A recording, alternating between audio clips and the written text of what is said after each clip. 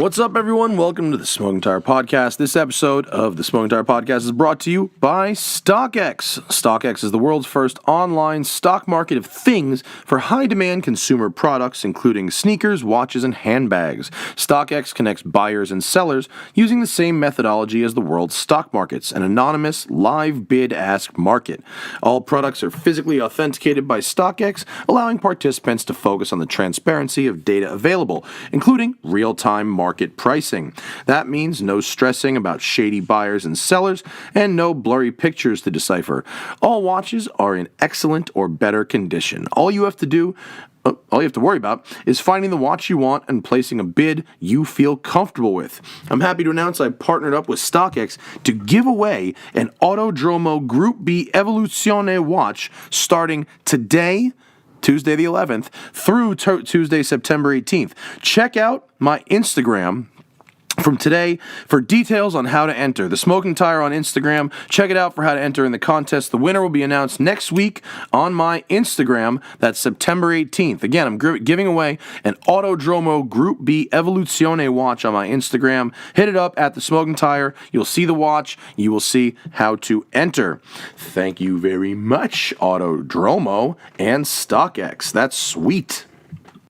We are also brought to you today by Beeline Coffee. The roasted tire is in stock now. That's the Smoking Tire, my personal roast. It's so delicious. It's literally the best coffee I've ever tasted, and it was made just for me. And I love coffee. I'm a coffee nerd. You guys are going to like it too. I give it to everyone I possibly can. Go to BeelineCoffee.com and use code TST to get 15% off anything in the Beeline Coffee store. On this episode of the podcast, we've got Paul Gerrard in studio. This dude rules. He was the U.S. Stig for Top Gear, and he's a racing driver, an instructor, a motivational speaker, an inspiration to a lot of people who really just want to be involved in motorsport. He did it from the ground up, and it's badass. And he's got a new book out. He's here to talk about it. It's Paul Gerrard on the Smoking Tire Podcast. Our podcast. This is now the show. Hi. What's happening, folks? It's Tuesday. It's the end of a long weekend, and I myself am on day one of a month without weed. So I apologize for where this show's going to go in advance. You're going to be in a great mood. Sometimes I'm good when I'm angry. Other times, not so much. We're going to find out which it is today. Paul Gerrard is in studio. What's up, brother? Hey, not too much, and I'm from Colorado. So you're the other legal state. Yep. Although there's many of us now. Yeah, there are quite a few. But you don't smoke weed. Racing drivers don't smoke weed. I don't do nothing. No? No. No booze, no nothing? Nothing. Well, you're very fit, so that probably goes to that. I'm out running on the beach the last couple of days. Are you? Yeah. Yeah, it's trying. I walk on sand. I have do you see my tape? I have this tape on my knees. I had two, one on each knee, a torn patellar tendon. And it's not so bad as long as I got the tape going on, and I got this rock tape shit on my knees. But one of the things I do, I go on really long walks on the beach to strengthen up my feet muscles, which I guess help with that shit. Good for your arches. There you go. I saw it in your profile, and then walks rainy on the beach. Days. Yeah, walks on the beach. Yeah. Get himself in the mood. You know what? If I put the actual things I did in my life, it would probably sound like that shit. Cooking and red wine and walks on the beach and long hikes and soft music. It would actually be too lame to be believable, but it's real. That's a perfect 90s dating profile. Yeah, it's fucking brutal. Anyway, welcome to the show, everybody. We chillin' today. Paul is a world-renowned racing driver, a driving instructor, a celebrity television driver, a video journalist. What else do you do? A lot of other things. A lot of coaching, teaching, presentations. Large-scale coaching. No, very one-on-one, actually. I mean, I did do large scale. I was the chief instructor of special projects for Skip Barber for many years. And what is a Skip Barber special project? I'm just wondering. It's everything manufacturer-based, which was a big part of their business. So they would farm out their staff for a press launch or something to that effect? Yeah, press launches, ride and drives, all that kind of stuff. And then I was the director of training for the Jim Russell Racing Driver School. So I did all of everything, wrote all the curriculums, did all of that stuff. So I've done my fair share of a very large-scale coaching, and then worked my way down to these days really more doing just one-on-one stuff. One-on-one. Mm-hmm. Are you riding right seat or are you all data at this point? I'll do any of it. Will you ride right seat? I'm not one of those guys. Yeah, and I'll tell you why. And I'm pretty passionate about that too. Is I don't ride right seat with anybody. I need to know them, and I trust them, and I've built a reputation. There's mutual respect. There's all those things, and that makes right seating okay because they're not going to do anything silly. I don't randomly, and I would never recommend anyone randomly just jump in someone's car they don't know going right seat. That's a recipe for disaster. Do you vet a student before you take them on as a student, and therefore you'll trust them to ride right seat, or if it's a new student, or do you just start with the data? Yeah. No. I with my coaching, one of the things that I always do is I take them to zero. I don't ever assume they know anything, even though they may be very talented drivers. And that must go well with very talented drivers. It's funny actually, but especially Russians. It's part of the thing where there's just too much. There's too many gaps in people's learning these days because they tend to learn in such a random variety of ways from track days and things like that don't teach real fundamentals. And whenever I've ever gone and coached with anyone, I've always found fundamentals that are missing. We end up having to go back and play anyway. Yeah. So I just start there. And it's like hand position or seat position. Skid pad. Oh, yeah. Yeah. Like, can you maintain a slide around the skid pad? No, not even that. Can you recognize understeer? Oh. How good are you at recognizing understeer? That's actually a huge key component in a good driver. You're going to spend your whole career recognizing understeer and oversteer, and the guys that are really good at it don't let the car slide. They actually start fixing it before the understeer develops. They were already rebalancing, and that's fast guys do that. People that let the car understeer and then count to 2 in their heads and then fix it, which is normal, that kind of stuff. It's like you need to get on a skid pad and you need to really get to the point where, and it's not just a skid pad, I also dial it up, but it's basically not, everyone thinks of skid pads these days as going out and just doing oversteer and having fun, but it's slide recognition. You get that, you get the fun after I see the slide recognition. Like you're actually, you have it ingrained that you can catch it, and you do it really quick and you do it without thinking about it. Right, so it's recognition and then faster recognition to muscle memory. Well, and then it transitions into anticipation, right? Yeah. So there's reaction, there's really fast reaction, then there's anticipation. And so we're trying to get people so that they can actually anticipate the slide. And then you got a plan, you're like, I'm going to take it up there. I'm going to do this. And again, it's not like you're thinking through it. It's like it's an ingrained response in your body. You don't even think about it. And I even, talk about it in my book. I said, one thing that I often do is I actually will chat with you. I'll ask you really dumb questions about the weather or whatever while the car is starting to slide. I need to see conversation there to know that it's actually ingrained in you. You need to send the brain somewhere else to know that it's not the brain controlling the body right now. Yeah, it's conscious versus not subconscious. It can't be conscious because consciously you can only do one thing at a time. Right. So and if you're in a race, you're looking at the rest of the cars on the track and your placement and whatever. Bingo. And you should not be thinking about oversteer and understeer. That's right. Yeah, it needs to be all ingrained and subconscious. And so those are kind of like your foundation, your pillars of driving, as it were, however you want to put it. But it's that kind of stuff. And so if you do that with someone and you spend a day or two with someone like that, then go out on the racetrack with them, it's no big deal to ride right seat with them because they have the foundational stuff. Yeah. It's the folks that you assume have the foundational stuff that get you in trouble. They're trying to impress you. They don't know how to catch a slide, and they're trying to impress you. That doesn't sound like a great day for anybody. No. If they know how to get into a slide and not catch it, that'd be very scary. Yeah, and it's again the recognition. Like you're just like, are you going to do anything about this? And nothing yet. I reach over, grab the wheel, or whatever. And there's thousands of driving instructors that have been through that very scenario many times. And I hate the wheel grabbing. Yeah, I don't like the wheel grabbing as a strategy. Yeah, exactly. It's don't very do that last unless ditch. I'm literally going to kill you. It's last ditch. If I'm going to kill you, grab the wheel. I had a very good teacher recently. Someone who was genuinely world renowned. You know his name. Right. I'm not going to blow up his spot right here, but he was a wheel grabber, and I was like, I like this person. This is a nice person. I want to hang out at the bar with this guy, but I don't want him to teach. The wheel grabbing to me really needs to be either a life-saving thing. That's what in which case knock yourself out. Yeah. He wasn't doing it. He was wheel grabbing to make minor positioning corrections, which to me didn't stick in my brain. It went in one and out the other. It's not the right place for that. Yeah. If you said a little further to the right here, a little further to the left. I would have probably memorized it better, but Right. I sympathize with someone who feels like they're about to die. Absolutely. Even though you may not agree, they might. No, yeah. I wasn't going to kill this person. I Right, was just, yeah. I could have used a little more curbing on the exit. Yeah. That was all.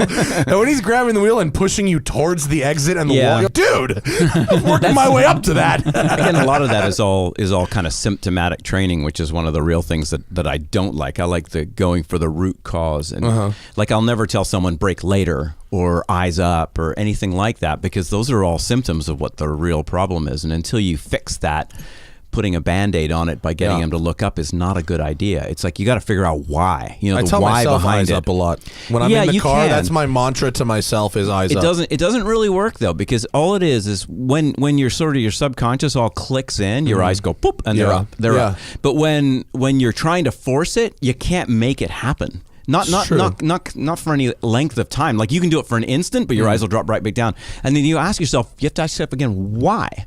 And why is like everything isn't clicking at that moment. And the thing that I use for you hear like the phrase the zone or flow, right? That's what it is. So you're trying to get into flow. When you flow, your eyes just look, and it's amazing. Like you don't.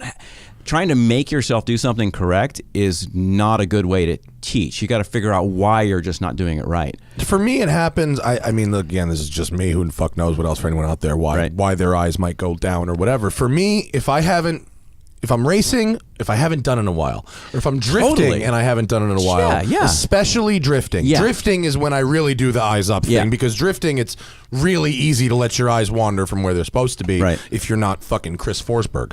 So that's where I typically use it. Or if I haven't been in a race car in a while, I gotta kind of get myself back in that super zone. normal. I'm the same way. If I haven't been in a car, my eyes aren't looking down the road, but I'm saying telling yourself to look down the road is not the solution. It's just actually getting comfortable, and then the eyes will come up by themselves. Yeah, probably so true. it's an interesting kind of chicken or the egg conversation, isn't it? Did you have good teachers? I did. I've had some really amazing teachers, actually. I was Anybody very, still very around? lucky. Bruce Reigel, who's taught me. I did a lot of. I've done so much weird stuff over time, but. Like taught me how to drive. He taught me how to drive a sedan really well, and that was doing all the security stuff for State Department and all that kind of like anti-terrorist. Oh, have you done that shit? Tons of it. Fun, but not in a while. But I used to do a lot of it when I lived in Virginia, like 25 years ago. Mm-hmm. And he was really good. He taught me how to drive a sedan really well. I was a Formula car guy, like a Vic. Like a Crown Vic? Absolutely, yeah. Former Crown Vic owner right here, Zach Klebman. Absolutely. There you go. And set up right, those things can be quite good. And I've heard. They did it. Never experienced it, but no. Yeah, they used to do performance friction brake pads and kind of all the little. They had all these little tweaks. It was the Bill Scott Racing School, which is at Summit Point, West Virginia. It was there forever. Well, those the Bondurant Cobra Vics were the ones, right? Yeah. Those Very one rare. of those sold a year or two ago at Barrett for like $40,000. That's amazing. Seriously, isn't that crazy? An ex-school car? Yeah, I know. Kidding me? Amazing. Low miles. Probably smells like I don't even Who want knows to know. what? Manual transmission. Yeah, it's got like 4,000 miles on it, and all of them were at red line. Exactly. 8 clutches. Oh, I'm sure. Absolutely. So your teachers, who did you have that was still around? So Bruce Reigel, and Bruce is retired, but he taught at that school for 20, 30 years. I actually learned a lot there. They did gun training and everything. I went through all of that as well.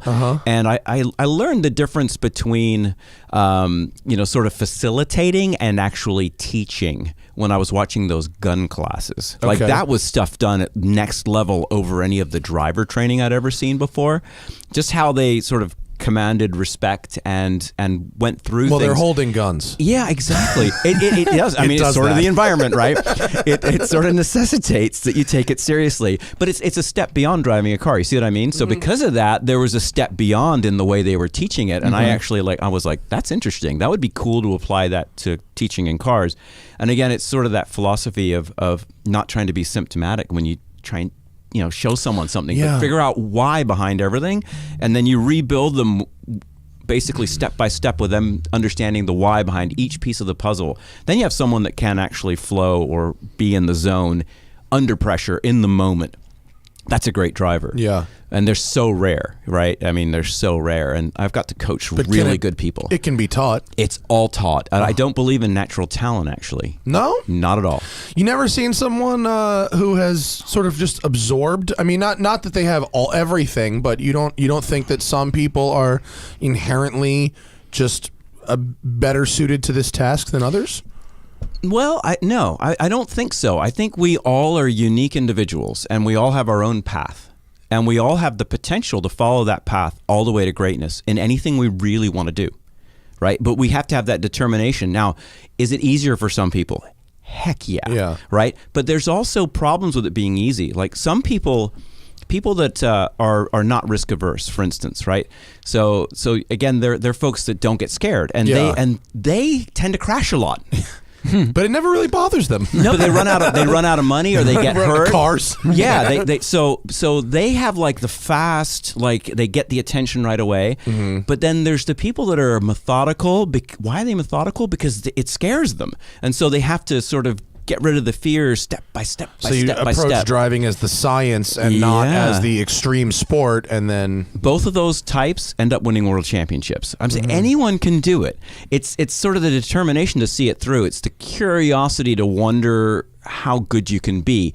That's the spark of genius within anyone, within any topic, right? Like it's that curiosity that will push them further. Other people give up. Most people give up a good and they're happy. Think of everyone that runs around at a track day. Yeah. Perfectly happy. All I need to do is beat my circle of friends. I'm awesome. Right. They all say I'm awesome and I'm awesome. And they're 5-6 seconds off the pace of what, a good driver or a really good driver, and let alone a great driver would actually do around that track in that car that day. But they're happy and they stop at that point. They plateau.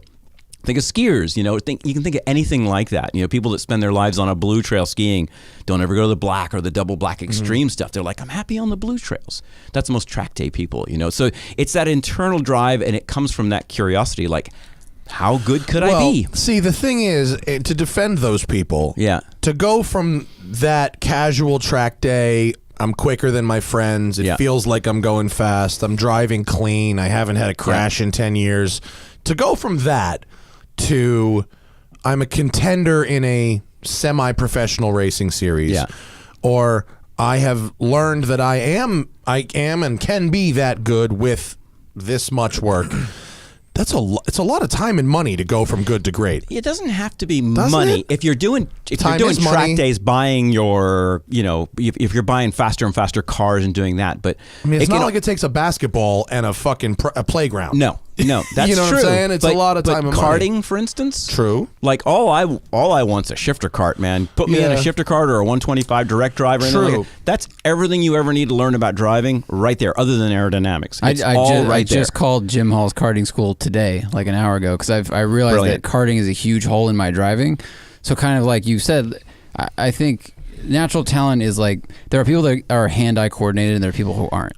And then from there, it seems like anyone who has natural talent may have just had a lot of pieces add up in their childhood or adolescence. That's it. And driven a lot. Like we used to go, me, you, my dad got me a go-kart. I started driving natural young. talent. I think that's quote unquote seen as natural talent. Is nurturing from young is natural talent? Yeah, it's just like if I don't know someone's history and they look young and I've never seen them drive a race car and they're fast in that race car, I'm like, wow, what a naturally talented kid. I don't know the backstory. Yeah. They were playing on bicycles, skateboards, skiing, doing all those things as kids, karting background, whatever it is. It doesn't matter. Running through the trees in the woods, that will give you a feel for it. All matters, right? Yeah. And so to me, talent is actually rate of learning. And that's more like you're talking about intelligence. Some people can learn things really fast. True. I'm not a super fast learner, but I'm very determined. Right? Mm-hmm. At the end, we get to the same place. One can do it faster. The person that does it, that has the perseverance, typically is tougher. It's like the kid that gets beat up. They end up being tough at the end of it all. Like you feel sorry for them, but now they're scrappy and they don't take anything from anyone anymore. That can be a race car driver as well. Yeah. The people that just got in the car, went fast, daddy, mommy's money, all that stuff, they don't really, really, really want to be there necessarily. They're just there because it's cool. Yeah. But the person that worked every single day and none of it was easy and they didn't have the money and they didn't have the budget, And all they had to think about not wrecking the car because they didn't get to run it the next day if they did because they didn't have the money to put it back together. Those people end up being amazing, but they have to have that crazy level of determination to see that all through. Well, it's hard to, because you've got the determination. Still, money is a thing, right? You know, you have to drive the car at its limit, but you can't crash it. Yeah. You can't break Right, it. yeah. You know, that's a hard place to be. Yeah. You know, That's what it's exactly all about. Because though. to be successful, you can't just have a car that you don't crash and don't break. You also have to have a competitive car That's that it. you don't crash and don't break. Yeah. And you have to know how to set that car up, or at least tell someone how to set that car up. Yeah. It's a lot to it. It's an amazing puzzle, isn't it? Yeah. It's really cool, and that's what's fun about it is you know, and why I sort of set out to write a book about it, because all the driving books were like the mechanics of driving, which we haven't plugged yet. Oh. We should give us. Here you go. Take the that. book is called. Right here. Hold it up to that camera. The book is called Optimum Drive, and that's what you're here to talk about. We have Yeah. not plugged it yet. What's the book about? So it was born out of frustration because I've read every book, and there's some really good books out there. And On driving books. Yeah. So Speed Secrets. Are you a Speed Secrets Not fan? huge. Okay. I like Going Faster. I like Drive Who to wrote Win. Going Faster? Going Faster is a Skip Barber book. Oh, okay. And I didn't have anything to do with it, though I knew a lot of the people that are in it. Carl Lopez wrote it with a lot of very good interviews that he Bruce did. McInnes is my guy from Skip Barber. Yeah. He taught me to drive in 2005. I think everyone on the planet that's ever been on a track knows Bruce McInnes. Bruce McInnes is one of the bossest OG instructors. Absolutely. How fucking old is he now? In his 70s. and he almost died a few years ago. He had a No whole way. he had some really serious health issues that he's bounced back from. Oh, good for And now Bruce. he's with the new Skip Barber, quote unquote, that's down at where is it, in Millville? Yeah, they're It's, running New Jersey Mustangs. Motorsports Park. Yeah, they got Mustangs going now. Charlie Bruce just ran out that course.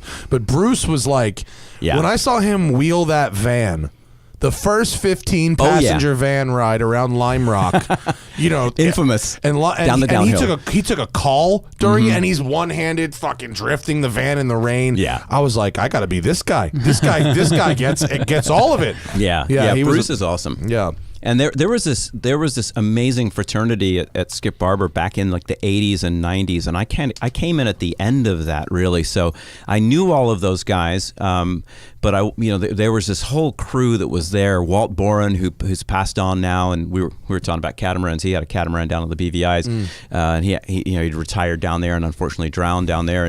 But there were so many amazing instructors that they had back in the day that I was lucky enough to learn from. You know, I was talking about Bruce Riegel with the other school, with the anti-terror school, but also at Skip Barber there were some great guys. Pete Argedsinger, I don't know if you ever met him. I don't think so, no. Oh my goodness, there's so many good guys. Bruce McQuiston.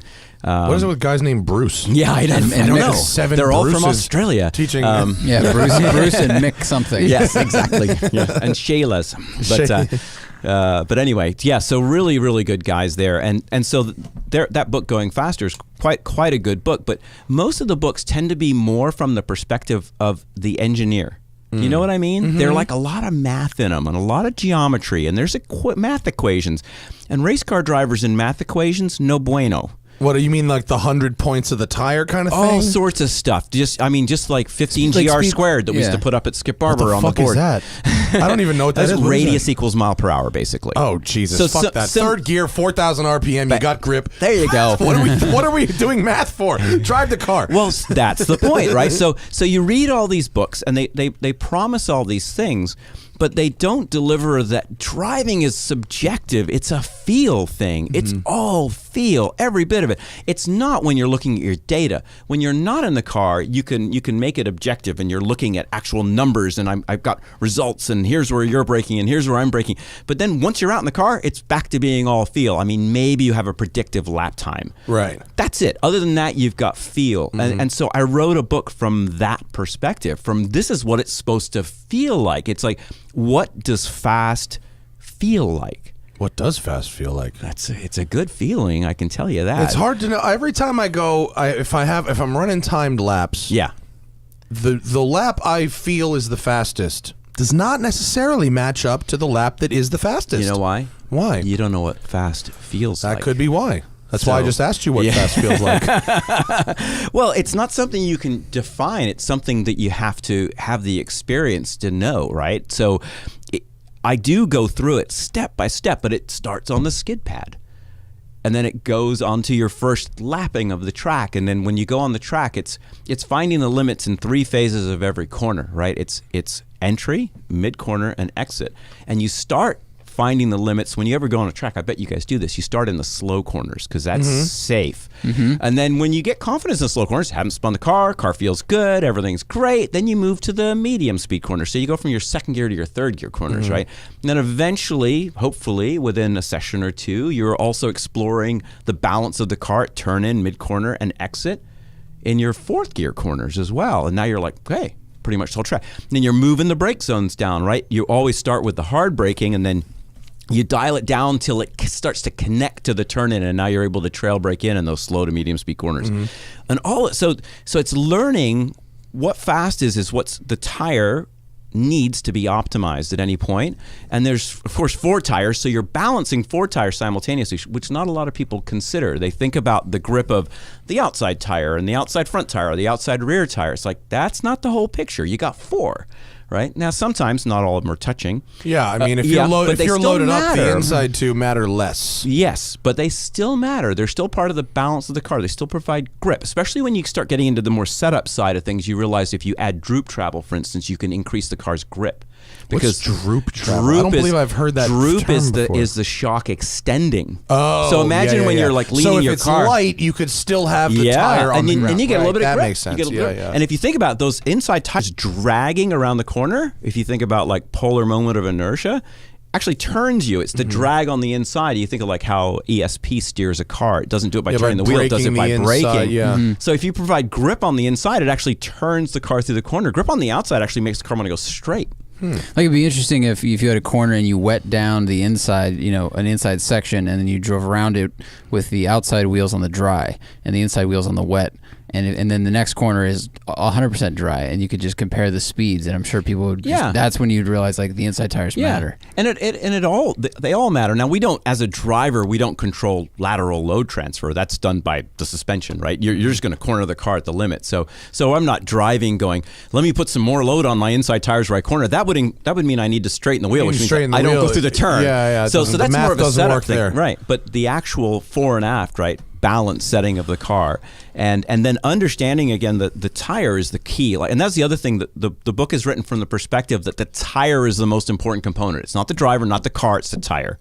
So optimizing the tire will make you go faster. And one of the cool things I got to do when I wrote the book is I sent it to a lot of people to vet it before I released it. I wanted to make sure it was very technically correct. And I was very lucky enough to be able to send it to Michelin Motorsports, because I have some friends there. I've worked for Michelin. I'm actually leaving tomorrow to go work for Michelin.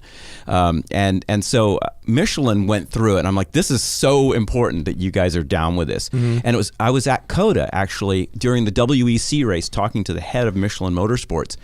And I was describing to him the concepts of the book, and goes, I need you to go down and tell 2 of the top teams down there in GT right now, I'm not going to mention their names, exactly what you just told me, because if I could get them to understand what you just said you put in your book, they'd be way faster than they are right now. Well, and they were full-on factory teams. Sell them teams. A couple books. I do. They might have taken offense to it. Yeah. Well, you got to make it seem like it's their idea. I heard you guys need these. Excuse me. Yeah. First, we're going to go to the skid pad. Yeah. But anyway, it was really fun. So I ran it through Michelin Motorsports to make sure that everything was technically correct, because everything I was basing it upon was optimizing the tire is actually what you're trying to do with your car setup. For instance, like people will run as much camber as they can, because they can. Right. But you need to run the right amount for the tire, and that's really the critical thing. And so our job as a driver is to balance the car to get the most out of those tires. We're trying to turn the same lap time as everyone else with a touch less tire wear. Right. That's actually what winning driving is about. It's like not taking that extra pit stop. Yeah, and staying out for the 5 extra laps. It's not even into pit stops. It's degradation of the tire. So if I can run the same lap times, you think of Scott Dixon being a good example of that as an IndyCar guy that's just really good at always being there at the end, and he's there at the end because he turns the same lap times as the other guys, but he does it with a tiny bit less tire wear and a little bit less fuel consumption. So even if it's not an extra pit stop, that means he needs less fuel. Yeah. So his car's lighter, right? And he's also, there's a delta with your tires from when they're new to when they're old. Of course, watch Formula One for that, right? And so what you're doing is you're able to keep the degradation from being as steep. So you're not losing as much grip over laps. So over 5 laps, you're turning the same lap times, but now in 10 laps, you're faster. In 20, you're way faster. Is slowing down. Yeah, their tires are going. So that's actually, it's such a subtle thing, but races are won by thousandths of a second. And so that's maybe a couple of inches on a racetrack after driving 3 miles. You know, that's all down to just the most subtle, amazing stuff. And it all comes back to what? Feeling what fast is, feeling what efficient is. And it's getting flow and being in the zone and all those things. Why? Because all your fundamentals are just nailed down. And I love to build drivers like that. And I truly believe anyone can be like that. But they just have to have that dogged determination and also be very, very reality based. A lot of people are very irrational with how they look at their driving, and they make assumptions about limits and car setups and all those things, and all those will ever do is eventually they'll plateau you. You're done. Yeah. You're done. You won't get any better. You've got to always have that open mind and be willing to try new things and be very rational, very honest with yourself, which is not easy. What's this like? All right, so you've got your guys who go to track days and they're in the advanced group and they're the fastest guy and one of the fastest guys in their track day, but they stay there. And then you've got guys who go on to have careers. What happens in the middle?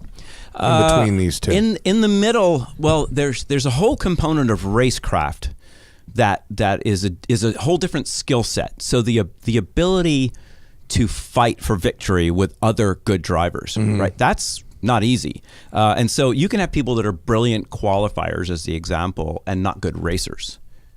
Right, so they're very fast, technically proficient driving the car, but when you go head to head on the last lap, they always come out second. In the confrontation. That's me. I don't like. I mean, honestly, that's me. I do endurance racing, and not like real endurance racing. Like I race AERs, like bullshit racing. Right, but it's fun. I enjoy it. I'm practicing and improving. Whatever. I take starts because I keep it clean. Right. I'll run a 90-minute session, nice and clean, and I'll race people. But like, I don't have the last corner thing. I don't have it. Maybe it's because I always had to fix the car. Why? Because I know I don't have it? Yeah, because I'll know I'll pass that guy, right? So it's like, if you were racing me, you'd probably beat me. You can be taught to have that. That one's tough. It takes time and it takes confidence, and you have to really, really want it. But there's something interesting that clicks in certain people where nothing matters at that point. Like you don't think about, I have a family, I have children, I have responsibilities. It's like, I need to pass this guy. Yeah, shit matters to me. I can't throw the things that matter out the window. I can There's make it nothing I can make it not matter. I'm sure. No, I mean, just to me, I can rationalize it. There's nothing to me personally that is worth smashing this car into that wall for in this fun race. It's knowing you can do it without smashing it. Maybe. Right? Maybe. But I don't know that I can. Exactly. I might be able to. I might also fucking hit the wall. That's the thing that can be taught, though. That can be probably taught. Yeah. Well, if it's something you don't encounter a lot, like for me, my hiccup or some of my holes are really fast cornering because I just don't get exposed to lots of big track driving. So, like you were saying before, everyone, you kind of figure out the track in the car on like a 2-3 gear corner, and then 4 and 5. That's a different story. So if I'm coming out towards a wall and it's 130 miles an hour, I don't do it a lot, and so that is something that makes me nervous. And if you aren't dicing with cars at the end of a race a lot, then it's like a foreign situation, and you start to get stressed, and cortisone and all these other things start happening, and you're just like, I'm just not used to this. Yeah. So I mean, there's real fears in racing. I mean, there's real risks. So there's things to really be afraid of. But what you just described, almost all of it's irrational. And here's the thing about that you have to consider. How long have you known that you don't like going through fast corners? I think it's not that I don't like it; it's that I don't do it enough where I'm comfortable doing it. So how long have you known that?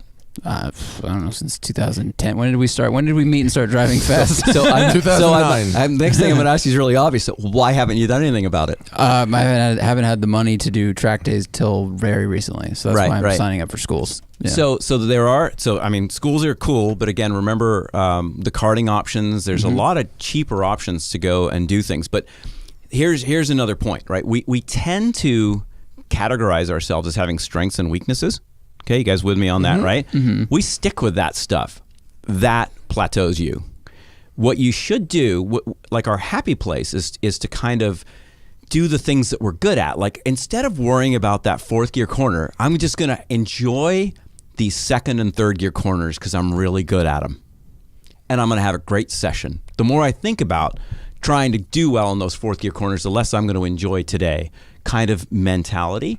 And that's the opposite of the determination you need to become great at something. Oh, I totally agree. So it has to be, I am not going to even think about the second and third gear corners this time out. All I am going to do is that corners drive me nuts. That 1/4, that 1/5 gear corner, whatever it is, that high speed transition where the car might spin. It's like attack your weaknesses. Call it 8 and 9 at Willow Springs. Oh, I love it. Yeah, right. Willow's good. Or how about Sonoma, right?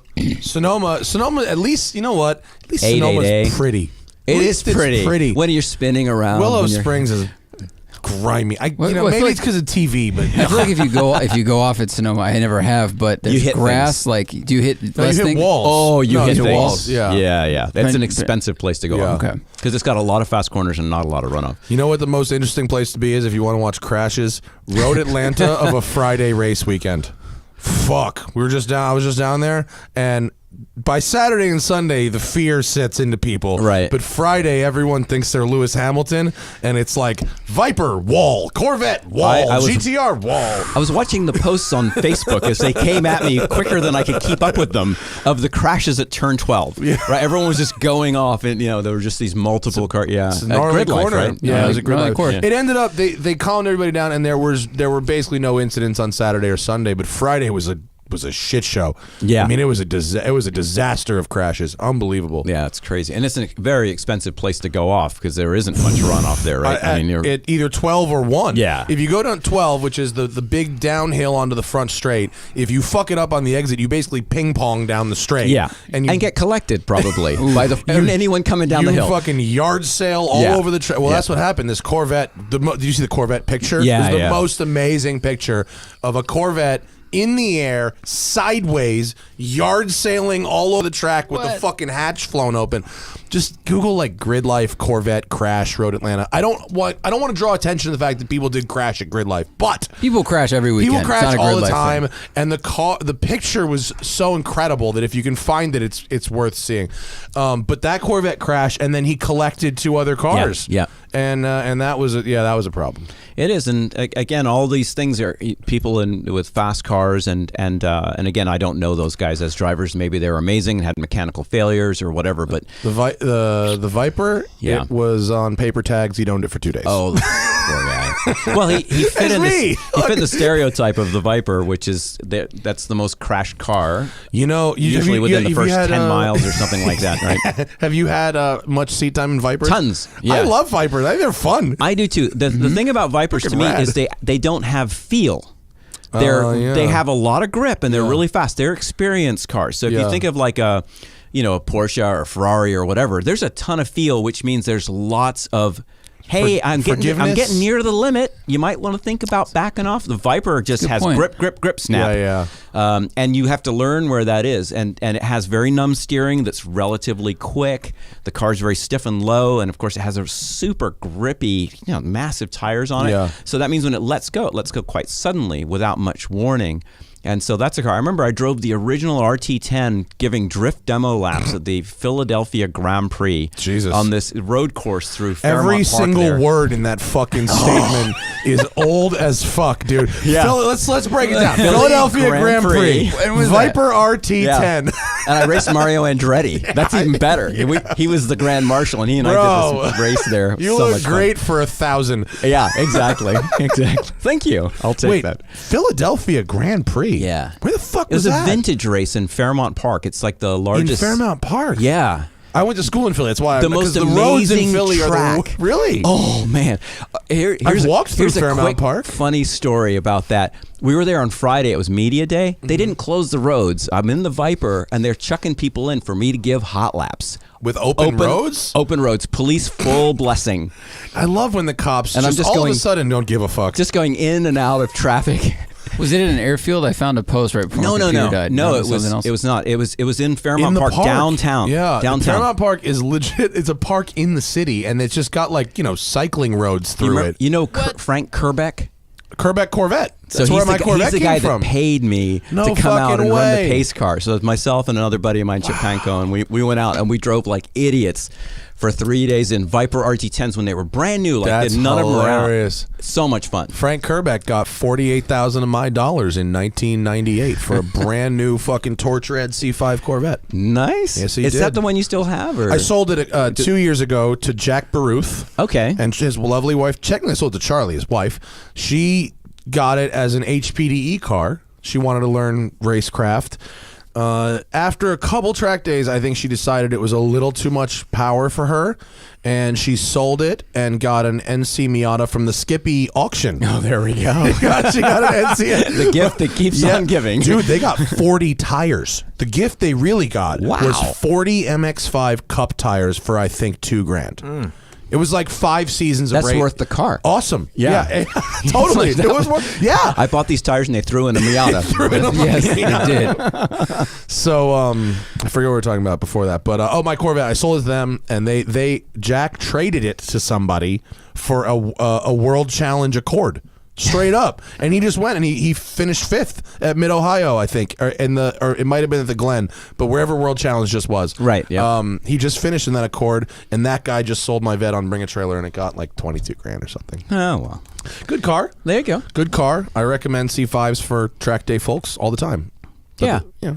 Yeah, they're fun. They're kind of again more feel than a Viper for sure. A little not quite that's as how not quite as started, snappy. Viper. Yeah, Vipers are hairy. I mean, they are hairy cars, but they don't instinctively want you dead. You have to fuck up somewhere. You have to do it, but they kind of they run against the grain a little bit because one of the big problems with that car, I think, is it'll bust the tires loose at like 2,500 RPM. So you're like, I'm being conservative. I'm going to come out of this corner 2 gears higher than I need to. I can roll in. There's no way, and bam, you're in the wall. Yeah, it's like on a Viper, it'll break the tires loose. It's a big fucking motor. Yeah, that thing. I drove the ACR, the very last version. That they had, and I'm really good friends with the newer one with the big wings and shit. The brand new one, yeah. The very last time I drove as the Stig at Top Gear, we drove it at Thermal, and that car not was a very big track for that. Yeah, Thermal is a lovely place, but it's very small. 300 horsepower is a good number for Thermal. Yeah. And ACR is so much car there. It was good fun. It was good fun. I was trying to bicycle it up on the wheels. What was that gig like? Did you enjoy it? I did. 8 years, and it started with the NBC pilot that never aired with Adam Carolla. Yeah, wow. I'm still bitter about that one. Yeah, here's the funny thing. I put in to do hosting on every version of it too. Never made it. I got the top 6 one time, and that was as high as I ever got. I got a call back, and that's it. But I ended up doing the Stig gig, which was great. I mean, that was really fun. I had to beat out a lot of drivers to get it, and so it was a really cool thing to have. Did you literally just have to race them? Was no, that it? we were. It's actually very strange how it all happened. So it was at El Toro again, 2008, and Tanner was the sort of the lead guy. Tanner Faust was the lead on it, and he set up a course out there, and it was this convoluted course with like 6 cones, but it was 4 miles long.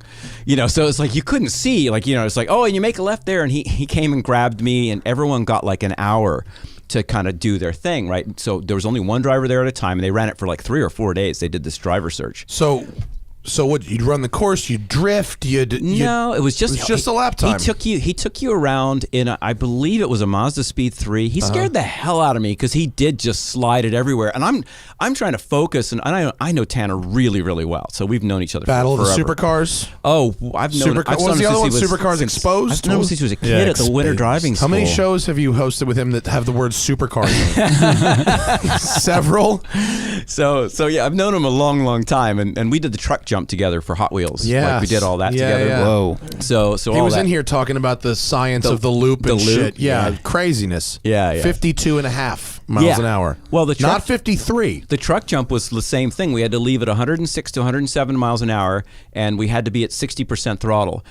There was nothing that told you were at 60% throttle. Talk about feel. Yeah, it was feel. Guess what 60% throttle is? Oh, you could feel it, right? You knew. Well, if you wore a thicker pair of socks on race day instead of practice day, Yeah. we were careful not to do that. Yeah. But yeah, so it's the same kind of thing. So there's a lot of feel involved into doing those as well. But back to the Top Gear thing. So he gave me that one lap around, and then you jump in a Mustang and you do a lap, and then you jump in an Aston Martin, you do a lap. That was it. 2 laps. Right? No do-overs, no nothing. I got in the Mustang. I'm like, I don't know where the course goes. And I go out, and I got kind of lost, but not really lost. And then came back in, and I'm like, how was that? And he was like, this is all right. I'm like, uh-oh. So I got in the Aston Martin, and for some reason, I remembered it, like, fine. And I drove a really good lap in the Aston Martin. It felt solid to me. And so then I said, how was that? And he was like, yeah, it was better, but didn't want to give any results. 2 weeks later, I get a call. And it's a conference call, and they're like, we want to offer you the job. You were 1.7 seconds quicker than anyone in the Aston Martin. Now, here's the funny thing. Like, 1.7 seconds, like a huge... It's a lot. It's huge. Like, I expect to be like 1/10 or 2/10 or 3/10. I just got less lost than any of the other guys, and I think that was part of the deal. It was like, that's showbiz, right? There's not like a lot of practice for anything. Yeah, no, you got to nail it the first time. The Stig gig was very much like that, where they would have me do, like, I didn't even talk to them on the radios. So they would just say on the radio, we need you to come through here. They'd like give me a car. We need you to come through here, 4th gear corner, slide it up against the wall. And we're all set up, and there's camera crews in all sorts of crazy spots where you're like, that's not really great that they're there. And so you'd get one take and you'd slide the car through. That was the Stig gig. And then you do a timed hot lap with. How, would you practice before that, or was it like 3 laps kind of thing? No, you would just do blocks of laps, never more than 5 or 6 total in any car. And it was all, the only reason you got that many was they had 3 camera crews, and they had to move and they moved locations. Wow. So you do like 2 laps, move locations, 2 laps, move locations. If they didn't get it, you 2 more, because they moved locations a 3rd time, and that was the thing, and it was actually really fun, incredibly lonely. I joked that I didn't talk to anybody. Tanner's the only person who knew who I was. And so he would come and visit me. I would always have like a Chrysler minivan, and I'd be like sequestered off to the far reaches. I remember like at Willow Springs, like I've got all these spots, and I would just like, I'd buy things off Amazon, and I would do push-ups and sit-ups. That was my day. And then I would drive a car for like 5 minutes. I mean, honestly, the self-control to spend that time doing push-ups and sit-ups, though, that's something. I'm not saying I did them all day. But I've been sequestered on the other side of a fucking set waiting for shit to happen, and I assure you, I didn't elect to spend that time doing push-ups and sit-ups. Different personalities. Yeah, but it was fun, and you got to go. I traveled all over and did it, and I still like, actually today, right now, I could be working for the Grand Tour today. But I'm here doing this because it's way better. You could, but it's not a good show, and so you don't want to. No, I have the benefit of seeing the Grand Tour and knowing it's not a good show ahead of time now. I'm okay. I'm okay with what we do on it. How it turns out in the. I drive. Oh well, yeah. I'm not talking about the fucking driving. I'm talking about the plot. That's why I go. Shit about the driving. Of course, it's the fucking driving. You can get defensive. All right, I'll give you the driving's great. I care about is the drive. Of course. Yeah, because that's the only thing I have any input or control over. Yeah, dude. When I do TV stuff, and it's my job to be this guy, the talking driving guy, and the producer says, let's bring in the stunt driver to be you, I lose my shit. Yeah, I'm not about that. I make them let me do it, and if I break something, then you can bring in the stunt driver. Right. But like, I get real fucking annoyed. Like, I don't care about the talking. I don't care about the reviewing. I like you. That slide better be fucking me doing it. Right. That's the only thing. My honor is at stake here. Sir. Yeah. Sir. Yeah. It is. And there's shit that is like so risky it's not worth it. Like, I pick a fucking cliffside, supercar slide. Like, all right, I'll pass on that. Right. If we're on a racetrack though, that dude can fucking wait in his minivan. He can go do push-ups, bro. And there's my life. That's the only thing I care about. Yeah. Well, I mean, I don't blame you. I mean, I would want to do it all as well. If you were on camera and someone brought in a stunt driver for you, you'd be fucking pissed, wouldn't you? Yeah, I would be. Yeah. No doubt about it. But I always joke, this. It's either too risky or too boring. That's when we drive. Mm-hmm. The rest of the time they drive.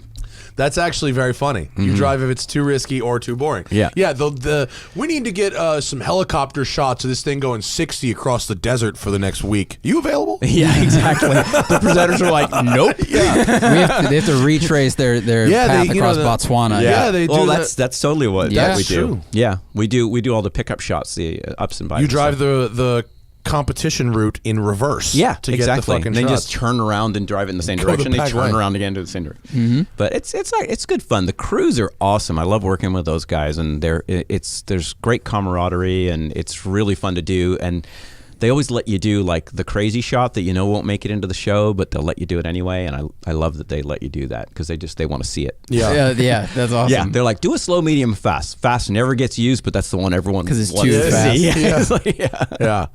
It's I find it very interesting about driving on television. You know, it's really the slide that makes it look fast. You have to be going an unbelievable speed if you're driving clean to make it look even remotely quick. And it won't. I don't think it does. It never it's only really for does it? the trained eye. Yeah. I think if you go see a Formula One car and they're not sliding, that is quick because it Yeah. is. I mean, like 5 Gs of whatever is going to get your attention. I mean, more just street But cars a on street TV, car, not no, Formula One cars. no, yeah. and that, hence why we hate most Hollywood, film car chases because they're sloppy on purpose and it drives you nuts. Well, I feel like they've gotten too sloppy because drifting's gotten so popular, and I'm a huge fan of drifting. It's the most fun. Yeah. But I watched like a bad TV promo, and it was a Charger versus Charger chase. They sponsored the show or something, but it was just slide. It's like it gets old. It just saturates. Yeah, it gets old. Yeah, it saturates. You're right. And then you're like, what's next? And they're all scratching their heads, going, how are we gonna? Well, then we're going to drag a safe through Brazil. Exactly. Right. Exactly. Smash fucking everything. Exactly. Are you okay? Wreck more cars. Bullet chase scene. Thumbs up, thumbs down. The original. Yeah, the Bullet? original. No, I loved it. You Yeah. a fan? No, I'm okay with it. I think that was a cool chase scene. What's your I think favorite they did a chase really scene, good though? job. I would probably go with Ronin. I go with Ronin. Yeah, and I like the M5 one in Paris. Yes. Not the later one with the S8. With the S8. You're right, with Yeah, yeah. nitrous. Yeah. The Nitrous. M5 one was really good. Yeah. Yeah, there's some good stuff. I mean, there's definitely some amazing things that are being done now. But again, it has to be the right tone and not overdone, which is what a lot of it ends up being. Yeah. I love the Gone in 60 Seconds one until the truck jump. Yep. Until he jumps the bridge. I think that one is really That's a ace. very solid. Yeah, it's a solid It's a chase. really good one. And the slides are like they look legitimate. Like he's coming around a corner, it's wet. Yeah. It steps out, and that's an error, and then it's accelerating. Yeah. And But I like the Hummer and the Ferrari and the Rock. I mean, that's just good fun. I mean, Right? it's Michael Bay, but it's a little I don't before like the Michael slow Bay went car, off the fast car keeping up with each other thing that they always have. But like the slow car has to crash through shit. Yeah, That's it takes a shortcut. That's cool. And then you go. They got to make it work. I'm okay with that. Bro, if you jumped a 355 Spider down a street in San Francisco, you would banana the fuck out of that thing on landing. Well, he jumped out of the showroom, right? And that's like a 2-foot drop. Yeah, I mean, he already it would does. just- No, he takes Look, it from the valley. No, did he get it from the showroom? Remember, no, he takes it, but then later he like goes down, in a garage, and he has to floor it and punch through glass and then land and turn. It wouldn't work. You remember when you were mentioning I was like 1,000 years old earlier? Yeah. Okay, how about like Dirty Mary, Crazy Larry? I don't know what that is at all. I've seen the chase scene in fuck it. is that at all? No. Is that a movie? Yeah. Dirty Mary, Crazy Larry? Yeah. All right. Okay. I'll check it out. Is it good? How old is it? How about, have you seen the Old. original Vanishing Point? Yes. Original Gumball Rally? I have seen the Gumball Rally is actually one of not my that old, but- one of my favorite of that period. Yeah. I think. Yeah. There's a pacing that I'm 36, and I think there's a pacing of films that are like pre-75 where they seem like hollow and empty to me, where they don't fill in like background sounds as much. There isn't like background music as much, and they don't pace it with music the same way. Right. So it feels weird. Dude, try to watch Easy Rider without being on drugs. Oh, Easy Rider. Because my parents showed me. They showed me when I was 10. I was like, this is a 2-hour music video. That's all it is. And I think Le Mans sucks too. I I think Le Mans is love unwatchable. Le Mans. I love Why? it. I love it. As a 'Cause movie? the tone is actually correct. Oh, a lot of not going on until racing. That's what that's what racing's really like. It's really like that. I do adore that movie. So you watch him just like walking through the pits and there's no dialogue and you're like, that's what happens. That's it. I'm not saying it makes a great movie. That's Just the sitting point. in the car That's listening the to your point. own heartbeat is how it is. That's It's a true documentary about racing. It is a documentary okay. about racing, and that set was against the backdrop that was of his fiction. Problem. It's meant to be fiction, but that was his. Actually, what was funny was I did this race, a different race. It was just a jump car race.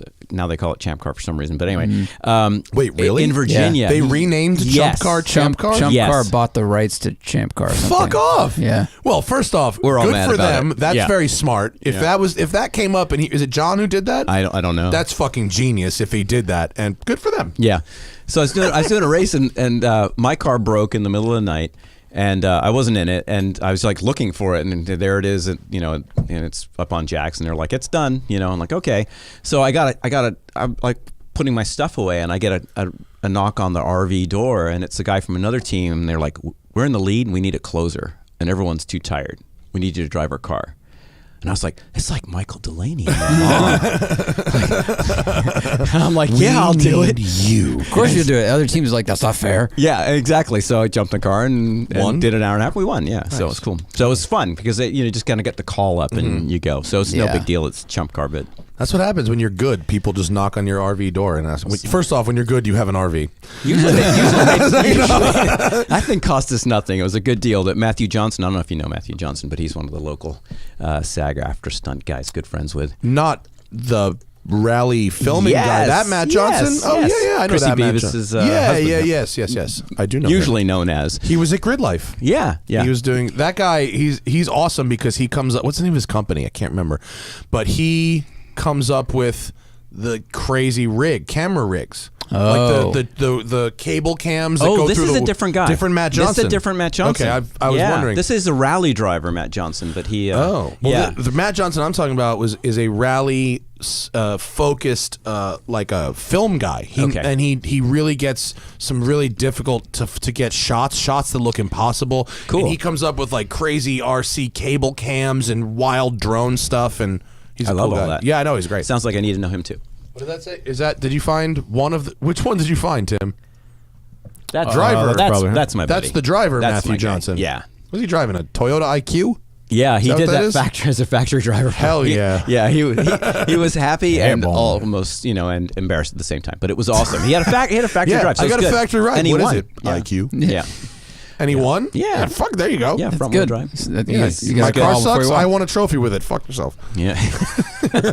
That's front wheel drive too? Or all wheel drive? No, front wheel drive. Fucking front wheel drive rally is hard. Yeah, it is. So hard. Get the wheel straight. Carry corner speed. Yeah. Right. Do you like rallying? Are you into that kind I of love stuff? rally. Yeah, I do. Have you done much? Not much, other than for shows and things. And then, I did Pikes Peak back when it was half gravel. Oh, half really? paved, In and what I kind of car? In a Wells Coyote. What's a Wells Coyote? It's a tube chassis open class car. Tanner and I God. actually rented cars together and did it. You can rent this thing for Pikes Peak? Oh yeah, we course back you can. then. This was 2002. I was 3 weeks Wells out of back Coyote, surgery. Tim? And, yeah. COYOTE? That Yeah. seems like a real good time. Just doing that on Oh, dirt back in the Jesus. day. Oh Yeah. man, whoa, whoa! Wow.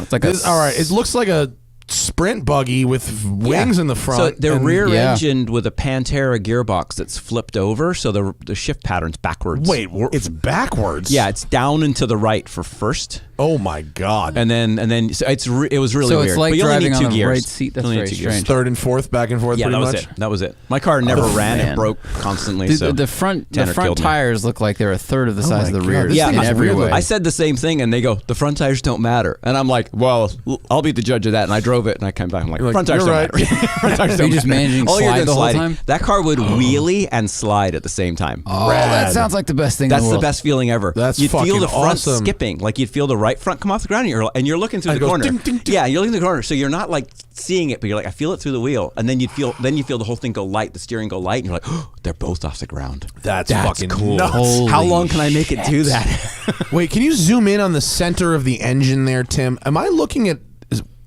Oh yeah, Is that the air cleaner right sprint between car. the exhaust? Well, it's in front of it a That's a ways. weird one. Yeah, It's velocity stacks. Yeah. Oh, velocity into an Well, air actually, with an air but box. what you're seeing is you're seeing the Cannon air filter Yeah. aimed down like an elephant's trunk, Yeah. almost between the wheels. Yeah. Right in And the yeah, dust, and because yeah, the that's where you exhaust. want the air to. I The don't know why you weirdest wouldn't put that place up. Yeah, exactly. Yeah, like they could have 180 degreed that. Yeah, I know. Put it in some clean air, get Yeah. some ram air. That must maybe. have been amazing. Must be some ride, though. super fun. Well, the car I run now is more fun. The NV8 hypercar. Look that one up. Wait, this is the electric thing? No. ENVIATE hypercar. Oh wait, hang on a second. ENVIATE? NV8? NV8. Yeah. That's a word. NV8 hypercar. There it is. So that's the car that car I ran. Oh, that's the fucking thing. I saw you at Grid Life. That's right. That's where we met. Remember he was running this thing in May. I did one lap and it caught on fire. At Gingerman. But it was a good lap. Yeah, we saw that. We're like, what the hell is this thing? Oh yeah, I saw this thing and was mind blown. Okay, tell it for the radio audience not looking at the pictures. What the fuck is this thing? It's a prototype, so that the type of car you'd run at Le Mans. Has 1,000 horsepower of the wheels. It has 7,000 pounds of downforce. 7,000 pounds? Yeah, at 150 miles an hour. It looks tiny. I mean, it's tiny. It's like if you ever see like a prototype, they're less than waist high. Yeah. Yeah. So like a supercar is Turbo tall. LS? Twin turbo LS. We finished second in the unlimited class last year in 2017. Tried to run it this year. At Pikes Peak? Yeah, caught on fire. And we didn't get to run, unfortunately, right before the event. So too much damage to the car. But it's so much fun to drive. That's such a shame. I mean, how crazy is it? In fourth gear, it accelerates at 1.8 G in fourth gear. That's wild. Yeah, you got less than 2,000 pounds, with... What's the gearbox? It's actually a Porsche gearbox. Oh, it's a 915 or something? Yeah, 915, built really? 915. So is the shifter fucked up, or is it all right? No, it's normal because this one's mid-engined. The Wells Coyotes, they flip it around, so it's rear-engined, so the gearbox has to be backwards. That's where you get that funny, because in a Pantera, the gearbox would be behind the engine, and now it's in front of the engine. You got it. Ugh, what a pain in the dick. Yeah. I drove a vintage Bugatti, like a 23 Bugatti. Type 35 that had the inverted shift pattern. Nothing will mess with your head. It was fun. More than changing something fun. It's like when they had the brake pedal switched around, and the gas pedal in the old cars too. Oh my god, I drove a car that had that too. How to crash? Actually, now that I think about it, flipped pedals were more confusing than flip shifter. I don't know that I've never have driven one like that. Dude, it'll fuck you up. I wouldn't even. I mean, even you, who is provably amazing, you throw a curveball like that. No. It was so ingrained. How do you not do that? Alpha 8C 2300 Grand Prix. So cool. I would love to do it. Gas I'd probably pedal. Move my feet over. Gas pedal in the middle, brake on the right. Oh, right. And the gas pedal's a wheel. I fucking hate when they do that. The rolly pedal? Yeah. Do you remember when we went to New Zealand and we rented mountain bikes? And so we're renting our bikes. I'm putting my helmet on, and Tom, our cameraman's with us, and he just starts pedaling around, and he's been, biking for decades in road cycling, and he just yells out, "The brake levers are switched. The brake levers are switched." Now, that is how my bikes are set up like that, because I was actually born in England. No way. And that's how you do it, and everywhere else in the world is the front brakes on the right. Wait, we are the only country with weird bikes? Of course we are. And of course, motorcycles are all like that. Yeah. So for some reason, so I'm like, it's called moto style in the U.S. That's what they call it. Is moto style when you put your right brake on. Sure, I never thought of that. And there was a time where I owned a motorcycle and a mountain bike, and I never got switched up. But in New Zealand, it was like, we're going over the bars. All of a sudden, it's impossible, right? That's so funny. That shows you how important psychology is when you're doing anything like that, right? Where it's just like that, where you actually know how to brake with your right hand for the front brake on your motorcycle, but put it on a bike and all of a sudden your whole game is thrown off. Because I'm like, no, on a bike it works this way. Yeah. Motorcycle works even though this you way. actually do have the muscle memory to do it, because you can ride a motorcycle.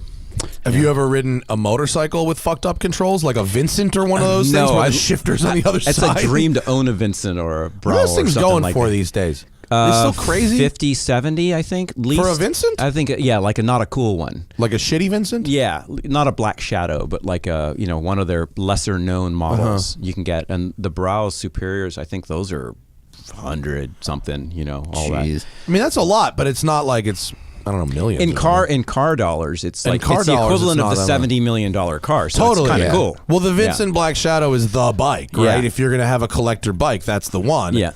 I just have no idea what they're worth. Yeah, they're up there. That episode of Top Gear, Richard Hammond didn't seem to enjoy riding it too much. No, he and I talk about that a lot, because I have bikes as well, and so we were chatting about his Vincent last time I was working with him, because is that one on the show his? Yeah, yeah, he has about 50 or 75 motorcycles, and Holy they're cool. crap. They're cool. Like he's way into it. Yeah, well, he's into a lot of things apparently, helicopters and shit too, right? A Robinson helicopter, all that. It's pretty rad. Yeah, he's a wait. So what was the Richard Hammond verdict on the long trip on a Vincent? No, he rides it all the time. Really? So I don't know about the long trip thing. It was a film that they did, and was that racing the train? Yeah. It could be complete horseshit for all I know. But I saw him riding it through the rain and the cold, and he didn't look too happy. Yeah. So I assume that's part of the show. Well, that Grand Tour they did in Africa on that road, and he rode the bike and just fell over like 80 times. Yeah. That was hilarious. It was hilarious. Because all of those falls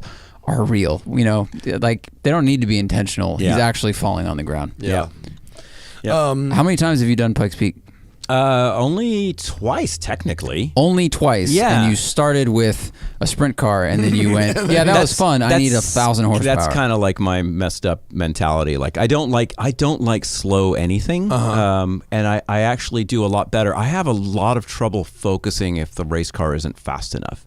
I need to be like have my head in the game and be mentally challenged. That. I can do it. It's just more work for me. But you put me in something really fast, so for and you, I'm that on it. Psycho Death Machine is easier to drive than a chump car. Super easy to drive. How do you Super easy to mentally drive. prepare yourself for something with 7,000 pounds of downforce? Just practice, man. I mean, just like anything else. So how far when you're I in your first lap? visualize. How far are you off the pace? Oh, I'm quite a bit off the pace. Like I'm right there. Again, slow corners, medium corners, fast corners, right? Just what we talked about earlier. So in a slow corner, I jump in that thing and I drive it because there's no downforce in a 30-mile-an-hour hairpin. By the time I'm getting to a medium corner, there's getting to be some downforce, and I start exploring that, and then I get comfortable with that, and I just move it up. That's the same process that I would teach anyone to do. I do it myself. It's the only safe way to do it. And eventually, you get to the point where I've got the 7,000 pounds of downforce and I'm railing through a 150-mile-an-hour corner in the car and letting the thing kind of slide along and feeling really good about it. Yeah. But that's not like in one day. That's was kind of like it took, because that car never ran long enough to really do that. It took me. Why doesn't weeks. that car seem to work properly? So you can't, and maybe we could have someone come in at the end of this and say, I have a solution for you. But evidently, don't hold my breath. All right. But because I've talked to some really good people, and actually I have a call into Steve Dinan, who you had on earlier, who's a dear friend, and I'm trying to get him to find a solution. So he's very smart, but YouTube commenters, they're smarter. They'll know. Without a doubt, yes. Yeah, Make sure the ones with the anonymous usernames; those are the ones to really listen to. They have been there and done that. Yeah, that we can be sure of. Trust them. Trust their They know. experience. That's right. So running an LS 1,000 horsepower. Now that doesn't sound like a big deal. Like it doesn't get anyone to kind of go, "Wow, wait a minute! Did you just say 1,000 horsepower twin turbo LS?" Because it's commonplace. Yeah. How long do they run for at that horsepower level? That's a question. Not 8 minutes. No. The longest you can run one for, completely built LS. So far, we have the record. You can get one to go almost 3 minutes. Really? Well, that car is so streamlined. Is it also like you have minimal cooling for weight, and we have tons of cooling. We're also starting at 9,000 feet. Yeah. Right. So we have basically a third less air to deal with. By the time you get to the top, third less air. So we do all the math. We have the Sauber F1 team helps us with this car. They do all the calculations. So they do the aero, they do all the mechanical stuff for this car. So everything's really good. They do the calculations. They're like, this should work. You've got way more radiator area than you need, but you also need to factor in the actual cylinder blocks cooling capacity. How much water does it hold? And then that's a ratio. So you can keep making the radiators as big as you want. If you're not able to get the heat out of the block because the block isn't moving enough water through there, you can speed up the pumps, you can slow down the pumps, you can do whatever you want. It's complicated. Right. Wow. And so the LS doesn't have enough jacketing, it seems like, to last 8 minutes at 1,000 horsepower. Oh, that's interesting. Not even close. And I mean, I've talked to Tom Nelson of Nelson Racing Engines, who builds engines like nobody's business, right? Yeah. And He's they're the guy. They're like, this is uncharted territory. So how long does a Nelson engine last? These are $100,000 engines. They are, but they do quarter-mile passes. They do half-mile passes. They do standing mile passes, and then they cool down. And they cruise around, because I know there are people most that drag drive racing those cars around. don't even have radiators. They just fire them up and they go, right? Yeah, and then they shut them off in a few seconds. But all these fucking people are talking about 1,000 horsepower reliable, and that's all horse shit. That's not true. It's not under load. That's the any difference. length Right. of time. Right. Yeah. How long do you keep the throttle cracked open in your car? I completely understand. Yeah. I understand. Pikes Peak I asked Mountoon. I have a Focus RS. Love that car. By the way. It's interesting. I asked Mountoon if they could reprogram the overboost so that it came on earlier, but instead of the 20 seconds, I got 10 because I don't need 20. When the fuck can I go flat for 20? Never. Right. So give me 10 and give it to me at 5,000 RPM and 3/4 throttle instead of 6,000 RPM and full throttle, right? Yeah, the numbers aren't right. I made them up, but you can understand. And they said, can't be done. Right. Yeah. But to go back to your LS engines, is this engine a standard block? It is right now, but the standard block tend to have more water jacketing than the aftermarket cool stuff because they're made to be drag stronger blocks. And they know they don't have to last very long. So we're working on that. RHS and Dart both make billet blocks for that car. We hear the RHS one is the one to get. And so maybe we'll build one of those. Hopefully, they're just bucks. It's not your car though, right? It's not my car. No, it's kind of a team, and there's actually getting to be two of them. One of them is owned by the team I raced with it this year, which is Force Engineering, and then the next. The old car and the new car are built by the same guy, Cody Loveland, who was at Grid Life, and he lives nearby Michigan, there where Gingerman is. And he's the guy that designed the car. I saw it basically on Facebook sitting at PRI. I wasn't at PRI. I saw this picture. I'm like, that looks like a Pikes Peak car. Yeah. And I messaged him. And he recognized my name, and he's like, "How tall are you?" I'm 5'7", because the car actually, it turns out, only fits like I'm big to get in that car. And you're not big. No, I'm not. I'm not. You're small. I'm a little. What was that dark blue car you drove at? I drove the Praga R1 that was renamed Griffin or some shit. I think later Griffin Racing. They just look in comparable size and shape. Yeah, the Praga was little. I could barely fit in it. Yeah. But that was my first ever. Yeah, there it is. That was my first ever downforce car. It was fucking cool, and it's like a Renault Sport. 4-cylinder or something. Right. It was only like 250 horsepower, but proper downforce. Oh yeah, yeah. I was at Monticello. Oh in yeah, New York. That's where it was. And I assume you've been there a bunch. You know the at the back the blind over crest. Yes. I took that flat for the first time ever in that car. Don't try it in anything else. Fuck no, no. The next time I went out there, I was in a McLaren 570. I was at the wall. Exactly. Scary. If I remember right, this is flat. Famous last words department. Only in that, man. But when I did it, I was like, this is what downforce is. Yeah. It's an amazing thing. It was funny. I've had the same experience, but they were talking about going over like Flugplatz at the Nürburgring or any of those big unweight moments when you have a downforce car and the car sticks to the crest, but your body, and you go up into the seatbelts. Wow! Right? Yeah. It's a funny thing to just contemplate. Because you don't have downforce. Yeah. You get thrown up. So you get like a little 0G moment. You could let go of your space pen and it would just fly there in front of you, and then you pick it up again. And then you hit the wall because you were looking at a space pen. Well, yeah. I'm an author, so I always have my space pen with me in case I need to jot something down at the upside down into a wall. Yeah, exactly. You could write down, fuck, don't do that again. Yeah. Have you got a lot of laps at the ring? Yeah, I used to teach for BMW there, so I've driven there quite a bit. Cool. And I adore that place. How do you not? It really, well, there are people that are like, it's overrated. I'm like, no, it's not overrated. It's not overrated. And I dream of driving the NV8 there and trying to beat the 919's lap time. Well, that's kind of a dream. That video. Oh my goodness, crazy. That was PlayStation. I've run like a 4:55 on PlayStation or something like that. Gone below 5 minutes there, and I'm watching that lap. I'm like, this looks very familiar. Yeah. Like that shit was nuts. That was really cool. Yeah, that was really cool. But again, it's easy on a downforce car. It's sketchier to drive. Like, let's say you're driving a road car that doesn't have a lot of downforce. Say like a Viper. A Viper, but a Viper does actually have pretty good downforce. But if you're to drive something like an Ariel Atom without the wings on it, but a lot of power, that's probably a scarier lap than that 919. That I've driven Ariel Atoms before. They are hairy. Yeah.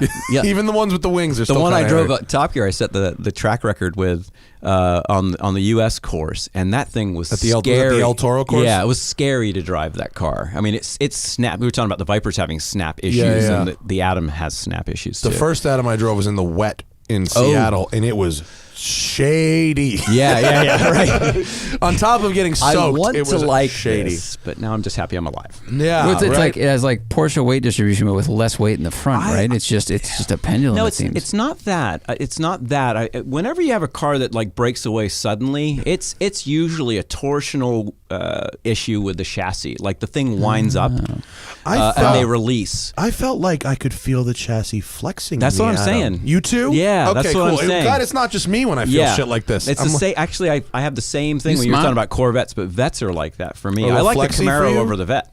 Really? Oh yeah. I just think it's. No, you're 5'7". That's the big Maybe difference. that's it. But I'm just saying purely dynamics wise, and the new Vet's a lot better.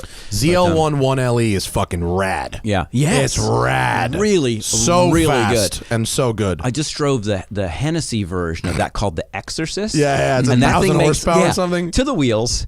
And it runs on one. I think you got to see if it runs 8 minutes. But that thing spins the tires at a genuine 100, and it is.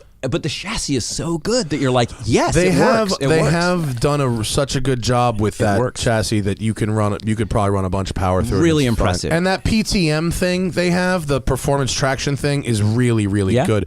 I had the Z1 at Road Atlanta, the new one, which is a hairy motherfucker. It's 750. Right. And in mode like 4 and even mode 5, it'll let you get almost flat without anything happening at the back end. It's pretty. You can hear it. It does that kind of low rumble noise when it kicks in. Yeah. But it'll save you. Yeah. Ish. It'll save you on the exit. It won't save you in the entry. It's another problem though with getting back, even chatting about driver training, stability, and traction control systems, and people relying on those things and not having to earn the ability. And then you can have those systems kind of freak out, shut down. You lose a wheel speed sensor because you pick up a piece of gravel and it just takes out one of your wheel speed sensors, or you get enough brake dust on a wheel speed sensor and you can lose a wheel speed sensor on a track day, and all of a sudden your system's just shut down mid-lap. You get a bunch of lights, but you're in the middle of the 140-mile-an-hour corner. Yeah. And the guy doesn't have the basic car control to do anything right now, and it's a big crash. There's nothing I could do. It's like you put yourself there. Well, that's what's interesting with people that if they focus their life on working in a lucrative business of some kind,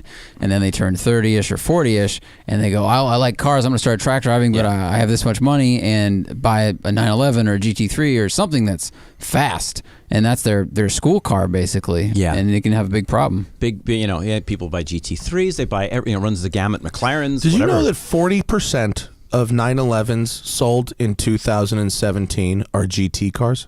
40%? That's staggering. I read that and I didn't think it was real. I had to call them and confirm it. 40%. Well, how of many 911s did they sell? I don't know the exact number. 15,000. Yeah, something like that.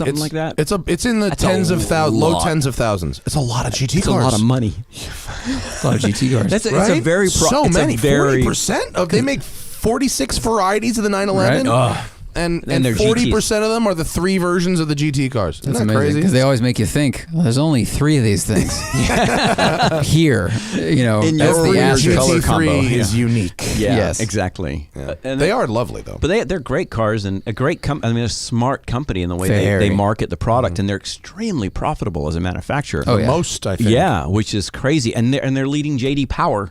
On top of all that, that's crazy. Like for customer satisfaction. So this is why it's expensive, folks. Yeah, I'm going to PEC tomorrow. Actually, oh cool. They just announced, pretty much if you've gone to PEC in the past, it's pretty much an intro to Porsche, intro to sports car driving thing they do. And after a while, they realized we have nothing for advanced drivers, and so they are now offering an advanced program. Good. Which I am going to sample for the benefit of the audience tomorrow morning. Very good. Well, so maybe I'm going to give you a copy of the book. Take it with you. You're going to give me one anyway, right? I want to read it. Of course. I want to read it. I'll bring it down. You're I'll shove it in their face. Beforehand. What happened? Labor Day weekend, bro. Let's go over to the super chat. We got a bunch of questions from the fans for the next 20 or so. And if you want to get in there with Paul Gerrard, if you're watching live, get in the super chat right now. Jesse would like to know, I drive a Fiesta ST in the DC metro area. What should I do to make the ride better? Smaller wheels and bigger tires? Minor rally/safari build? What would you do to improve the ride of a Fiesta ST in a city with terrible roads? Yeah, the simple thing to do would be to go with like a rally wheel tire setup, as far as like some 15 or 16 inch rims with some nice tall sidewalls, like a 60 series, maybe 70 series if you're really feeling Team brave. Dynamics wheels. Some really cool Team Dynamics wheels, whatever you can fit over the brakes, because that's going to be the limiting factor, right? With what clears the front caliper. I think you can get 16s at least, maybe even 15s on a Fiesta. And then maybe go to a more of a touring tire, and that would have a bit more of a cushy sidewall than a high performance tire. Obviously, there are trade-offs in performance. The Bridgestones that come with the Fiesta have really good turn-in, but they have really hard sidewalls. So if you go to even a Pilot Super Sport has a squishier sidewall, and you might lose a little on the turn-in, but you have about the same grip at the limit. Yeah. I just did, because you said you like the Focus RS. Love it. So I like a lot of things about mine, but I also didn't like a bunch of things as well, and I've gone well out of my way to change them. Here we go. So we did the KW DDC adaptive coilovers, which is a plug-and-play replacement. Cool. Completely fixed the ride. Good. Almost fixed the ride. Then 1552 just made me a set of their Lancia Integrale style wheels. Oh, I love that already. Pull it up on Instagram. Yeah. Tim, and I did a -1. Like a so Compumotive they're 18s. kind of. Yeah, I love those wheels. It's right there.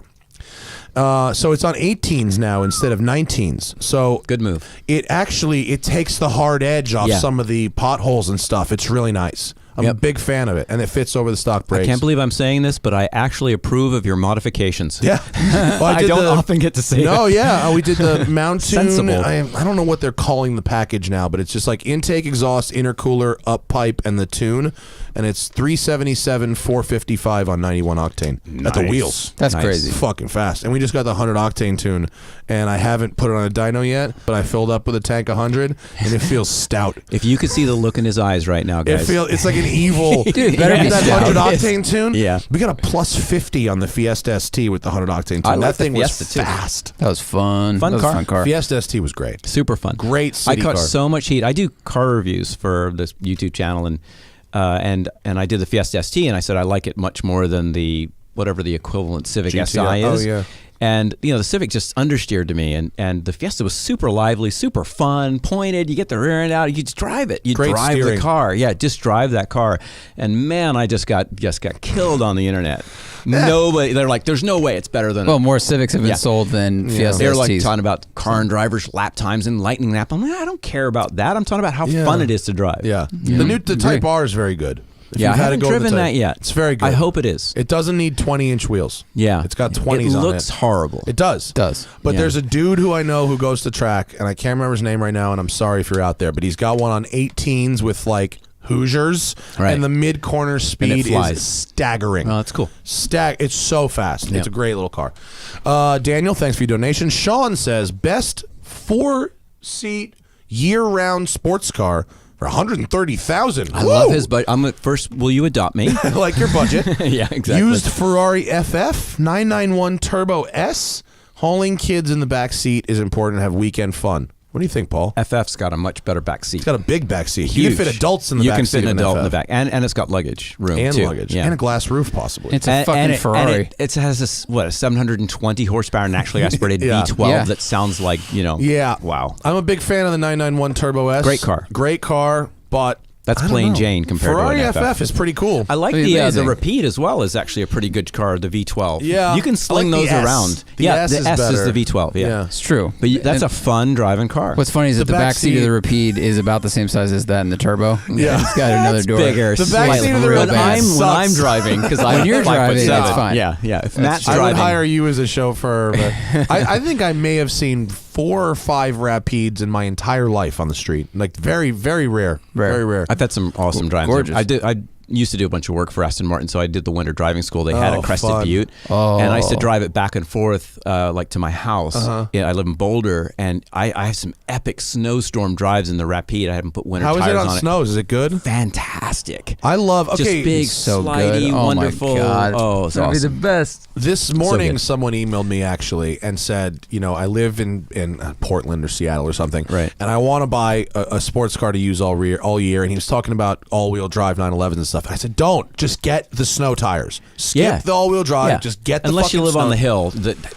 you have to have all-wheel Yeah. drive to get home. Yeah. Right. Other than that, just Yeah. get the snow tires. The thing is a beast. yeah. So yeah, okay, Sean, we're gonna go with the Ferrari on your question, Sean. What else can Yeah. you get for a 4-seat used? What about? May not like this. It's just not a sports car. I would say Bentley Mulsanne if that, but is yeah. I would do Bentley a GT M5. I was V8. gonna say you could save money and get a M5. used M5 or even you A can get a brand new M5. one if you want. Brand Yeah. new one is 130. And it's a Or good an looking car. M6. The new car's amazing, actually. If you've driven the new one, I have that's not. 4-wheel drive and 2-wheel drive, you can Yeah. switch it.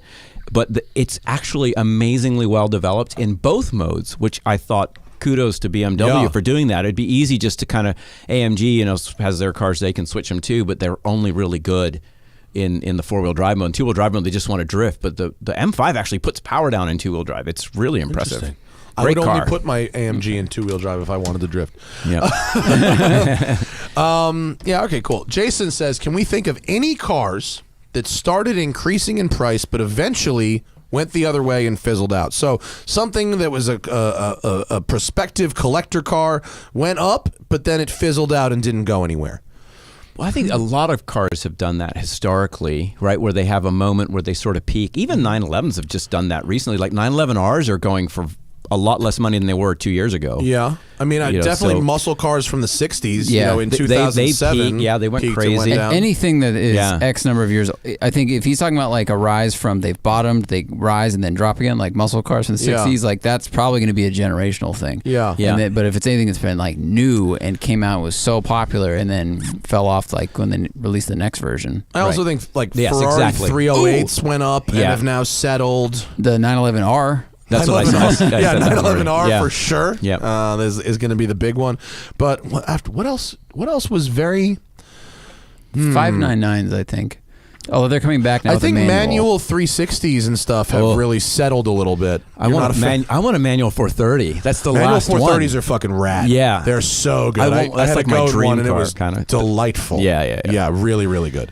Let's see what else. Munib says, "I've been here since podcast number 1. Thank you, sir." Woo. Question: 2009. It says 991 turbo. That's wrong. It's 997 turbo. Metzger plus PDK equals winner. Any difference between the manual transmission 07 to 09 turbos? No. Not that I'm aware of. I would always do manual over PDK. Manual is forever. Yeah. Especially with a turbo because they built so many PDK turbos. And if you don't like a manual, it's just like you don't have, again, that experience. You're more like I have two categories of people that like this stuff. There's car enthusiasts and then there's driving enthusiasts. Mm-hmm. And you can be both, but there's a lot of people that are car enthusiasts that are in the biz, and they're all over it, and they like the PDKs and the traction control and the stability control and all the technology. Like, this is awesome because I can drive a really fast car. But then there's driving enthusiasts that are like, I don't want any of that. Yeah, right. I agree. Much smaller. Although PDK is an improvement on your traditional automatic transmission. Absolutely. In Porsche's case, it's very well done. Ferrari does it very well. Porsche is so good that PDK turns cars that shouldn't be Porsches into Porsches. Driven a Macan lately? Yeah.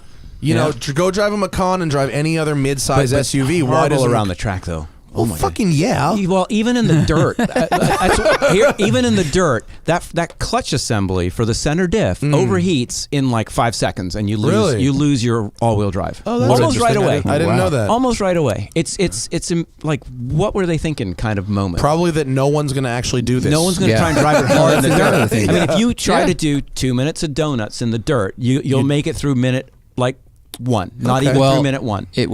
There's a video of a RS4, I think, on like a rally or something, and it pulls off in a wet turnout, and it starts doing donuts, and 25 seconds in, you just start hearing and they shattered something bad. Yeah. RS4, now that was a fun car. I think, cars like that, the Macan is just not meant to handle that kind of abuse. But it has that name, Porsche, on it, and I think that should be a car that has been engineered to do anything. Fair. That's anything. Fair. That's what you spend your money on. Well, the new one has that name Toucan on it, and it can't fly. So. Oh yeah. Well, that is true. It does have a big beak. On the should take abuse because it's a Porsche. If it was a 911, it would have. That's the whole thing about that. Those particular brands are not supposed to be smoke and mirrors. True. That's a good supposed to be smoke and mirrors. That's a good point. However, I've driven most of the Macan's competition. And I can't guarantee that any of them would have fared better in your dirt donut test. And B, the Macan just drives better than all of them. Yeah, but it's again, I just want it to do what a Porsche should do. Fair, right? Which is everything. Have you ever? I mean, I've driven like the Cayenne Turbo S, which is like just staggeringly fast and handles incredibly well. And, my dad has a Cayenne Turbo S. I'm not that big of a fan of it. No, but it. As an engineering exercise, it's impressive. I just had the fucking Trackhawk, the Hellcat Jeep. I drove one of those Atlanta. too. Oh my goodness! How long did the brakes last for you? I didn't do many laps in a row, but it porpoised and hopped, and so it would get up on 2 wheels if you start cornering it hard enough. Yes, it does. So you have to be careful. I went through Road Atlanta. You know the new curbing on turn 3. Oh, curbing, bad idea. Well, I go straight through the grass. Oh, You just go straight through the grass on Track 3. hawk. Yeah, and you get 2 laps. You get one where you can brake at like the 5 at the end of the back straight, and then one where you got to brake at like the 9 if there was a 9, and then the third lap it's like 100-mile-an-hour limiter. I'm not fucking around yeah, anymore. exactly. It was fast, but a little shady. Yeah. I'm not a big fan of SUVs. Fast SUVs. I don't like them anymore. at all. Not at all. I was real yeehaw about that shit for a while, but now I'm like, these are all dumb. No, cars are where it's at, people. I mean, I'm fine with an SUV, but like, I don't need an SUV that's good on a racetrack. The fuck do I care? It's a pretender, you know. Yeah. It's like and I deal with this all the time because just working in the industry. But like our obsession in this country with SUVs, man, I wish we'd just get over it because I mean, think about the fuel we're costing ourselves. Yeah. You think about the consumables and brake pads, and these are bigger, heavier vehicles, and so on and so forth.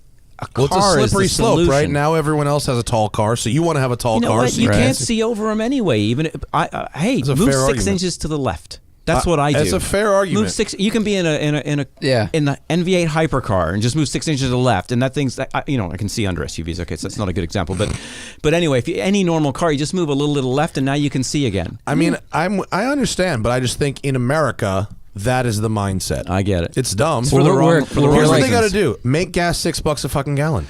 I mean, honestly, Yeah. you don't want to say that, right? Because Yeah. you don't want to go, well, this is going to affect people's lives negatively. But if someone is not of a lot of money and they're driving a fucking Expedition, come on. Getting 9-10 miles to the gallon. If gas complaining. Yeah, we like space. I think this country just when we first got here, there was a fuck ton of space. Yeah, and people had ranches and houses. Like you go to England, the houses are smaller, the streets are smaller. Any of the European countries, we have a fuck ton of space. SUVs and it's just are part of our on culture. a huge uptick in the rest of the world as well. Like they're all over in Europe. They used to hate them, but now they love them. I was just in England and I was shocked. But you're right. I hadn't been there in about 2 years, and the number of crossovers, X5s and stuff, you see lots of them. Yeah. Dude, it was weird. Yeah. It was. I was like, fuck, this is happening in England. It's weird. Well, if you're the first person to buy an SUV, you can see over all the other cars. Yeah. And then when the second person parks in front of you at a light, you're like, that's it. I need a taller SUV. Yeah, I need the the never-ending saga of the height of the SUV. Let's see. Yard Barber Lawn Care. I'll plug your business. Yard Barber. I went with a Fiesta ST to a Camaro Z28. All right, there's a move. Mm-hmm. Passed on a Focus RS because of markup, and I'm now back in a Fiesta ST. Loved it the first time, but it seems sloppy after the Z. You mean after the race car you've been driving? Is it worth modding the Fiesta or swapping to an RS or other? What do you say to people? I think that's who the have funniest. So You're beyond help, I had sir. a horse, then I bought a car, and I went back to a horse. So how can I make my horse feel like a car? It's like that's the question. How do I make my horse feel like a car? Yeah, it's a little bit of tricky. I think actually what you should do is learn to revel in the awesomeness of the ST. It is there. It has a very different feel than the Camaro, which is the button down, not really a playful car, not on a road. No. On a racetrack, yes. Yeah. But an ST is a really fun car to drive on a back road or, without having to go stupid fast. Totally. Embrace the body roll. It's the old slow car fast, right? Yeah. Better than a fast car slow. And most people are ripping around they got their M3 driving it at 3/10 on the road. Right. And you could be in an ST driving at 7/10 having a ball gun the exact same speed. Yeah. There are a few things you can do to a Fiesta to improve it. We did on ours, we did poly bushings, but like... I wouldn't do it because I would rather have all of that visceral connection of the slow car fast. I was going to say it didn't work out. I was going to say it didn't, and none of it made the car better, actually. Right. It made it like creaky. It made, when you'd go over like articulations, it made it creaky, and I don't think it made it much better. That might be your knee. Very good. I wouldn't sell your Fiesta again. I would drive your Fiesta for a while. They're fun. If as someone with an RS, I kind of wish I still had Become the a Fiesta. driving enthusiast, then you'll enjoy those slow cars like a Miata or what have you. They can be really fun. There you go. If you revel in the driving and the connection with you to the car, to the tire, to the road. So I wish Lots to be Skippy said still for had that. the Miatas. Yeah. Because I was like, I want to learn all the momentum game on these slower cars. But now everything Go visit comes with, Jack and Charlie. You can drive a Skippy Miata all day. that's true. I should do that. Yeah. Everyone has one, evidently. Comes with a lot of tires. That's amazing, man. They were. I think they paid $10,000 for the Miata with like 4,000 miles on it. Of course, they were like autocross miles, but whatever. Still, you change the bushings. They changed the clutch, the shocks, and the brake pads, and they were good to go. Yeah. It'll last forever. Let's see. Someone says top.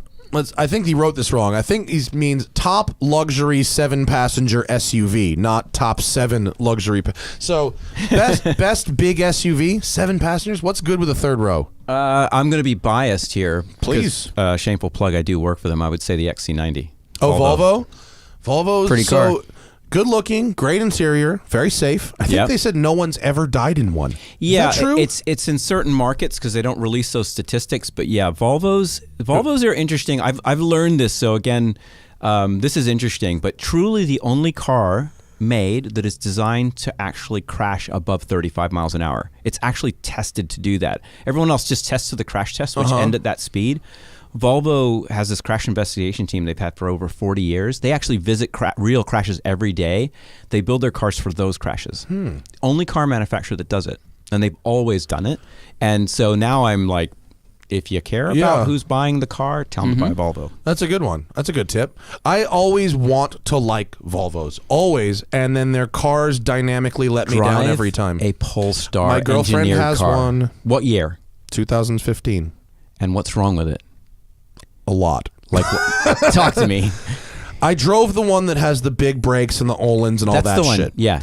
That was $64,000. Yes, that's the car I'm talking about. Yeah, we have the V60 R design with the Polestar too. Oh no, that's different. I mean a Polestar engineered car. She fucking works car. at Facebook. She's not a racing driver. I don't want to hear excuses here, man. All right, well, I'll tell you about the Polestar car, the blue one. Remember the blue one? Rebel great blue. Suspension, great tires, great steering, great brakes. Right. Gearbox was a fucking disaster. Not in the new one. 6-speed automatic was they have trash. They have an 8-speed now. That's good. And ZF here's all you guys need to know: 362 horsepower, supercharged, turbocharged 4-cylinder, right? So okay, faster. That's faster around the Nürburgring than an M3 or an M4. I believe it. With about 60 less horsepower. That's how well that car gets around track. I went and drove one. They said it's kind of more like an S4 competitor. I went to Sweden. And I pulled away in it, and I'm like, this is way more crazy and manic than I'd ever thought. And I sat down with the Cyan Racing engineers, the Polestar guys. 20 of them or something? No, this is the normal one. Yeah, they did build the 500 horsepower one. They did that, like Leno has one or what have you. But the regular one you can buy, it's like a 17 or an 18, is a really quick car. That's the one that's really quick around the Nürburgring. 8-speed automatic, paddles. I will try it again. My girl has had some real problems with her car. Electronics have been all over the map. The camera comes on and goes off. That's really the old not Ford good. Volvo. Could right? be. It is. Yeah. It is. I mean, it's a different company now. Could be. $11 billion kind of fixes a lot. I just rented an XC90 in Europe, and I fucking hated it. Really? Yep. Hated it. Hated how it drove. Diesel. Gas. Obviously. Oh. Gas. Weird. 5-cylinder. Oh. The T5. How? No, the T5 is not a 5-cylinder anymore. Oh, what is it? It's just a turbocharged 2-liter. Okay, well that's what it was. I Someone, apologize. I think it might have been Chris Chilton. I loved sitting in it. I'm sorry. Go ahead. I loved sitting in it. Yeah. The radio was good. It was comfortable. It drove like garbage. Huh. Yeah. Steering was weird. Brakes were weird. Torque steered like crazy. Front wheel drive. Oh, only. front wheel drive. It was a right. rental. Yeah, it was a yeah, rental. yeah, yeah. So it is what it is. But it wasn't a cheap rental. Yeah. Yep. Sorry, Chris Chilton. Chris Chilton wrote this review about the XC40 or something, and he was just like, it's not dynamically good, but you shouldn't expect it to be. Of just like, he liked cruising it around. Like, take the car for what it is. Yeah. So if you're getting a 7-seat, and now we live in an age where you can get a 7-passenger SUV that is dynamically fun and exciting.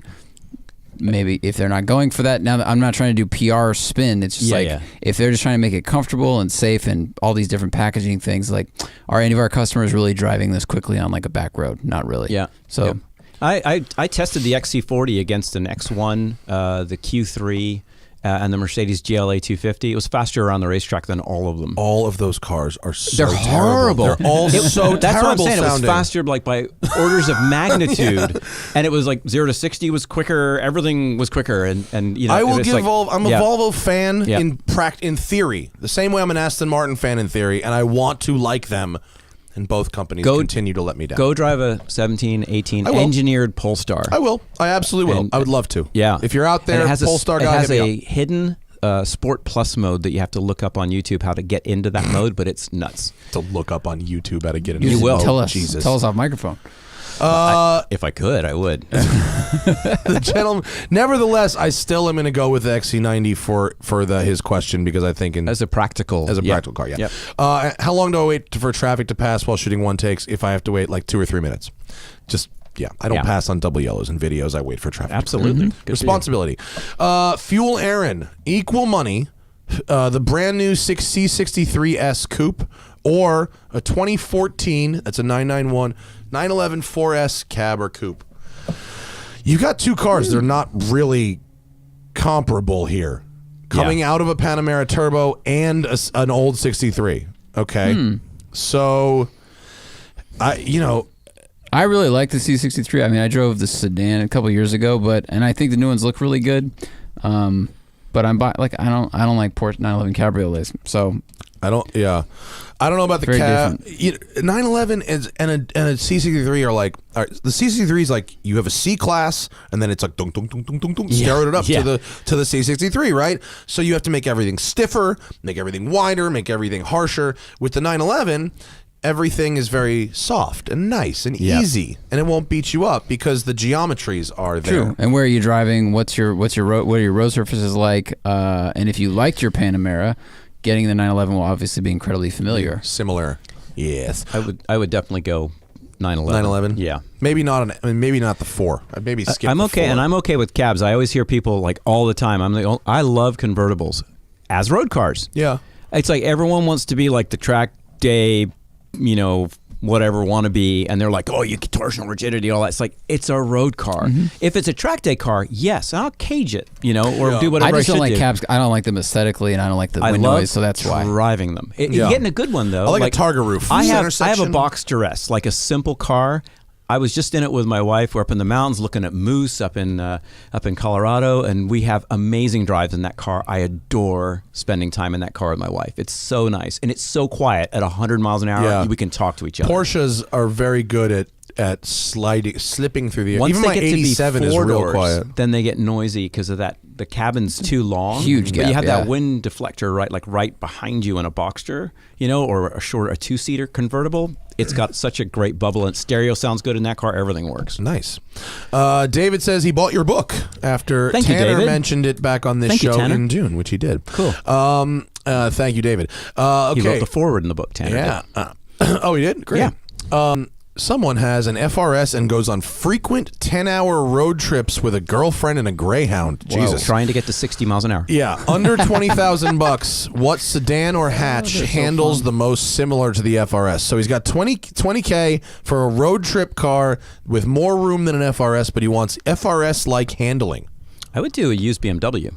Yeah, E46. Yeah, 20K gets you the nicest E46 on the planet. And that's you could do a 335. Oh, 335. They're like 15 grand or with a the manual. 135. Make sure it has the sport package though. Yeah, because the regular one is a mess. Really? Yeah. Okay, 335 with a sport package. Or I would. I think a GTI. If you have a Greyhound, like. Is that big? Greyhounds are kind of big, right? Yeah, they're tall. They're thin, but they're tall. They're like I don't know. They're like a coffee table book. You stand on its side, it's tall. You lay it down, it's very thin. Oh, the Greyhound part, messed me up. So, are there any wagons he could get? A wagon is a great choice. Yeah, it's under 20K. Handling similar to an FRS. Is there a 535 wagon? E46 had a 3 Series wagon. E46 a 330 wagon. Yeah, that'd be kind of fun. That'd be a good under car. 20. That'd be way under 20, Should be, probably. Under handling. You got to start with rear drive, right? Yeah. So that really eliminates a lot. Yeah. BMWs is really where you're at. Yeah. Thanks, Dan. Kind of it, yeah. Let's see. Tommy says, I daily and HPD my M17 manual M3 competition. Should I save money for a dedicated track car, such as an E46 M3, or should I not worry about wear and tear on my F80? I struggle with this thought every day and plan to sell the car in 4 years. What do you think? Well, I don't know.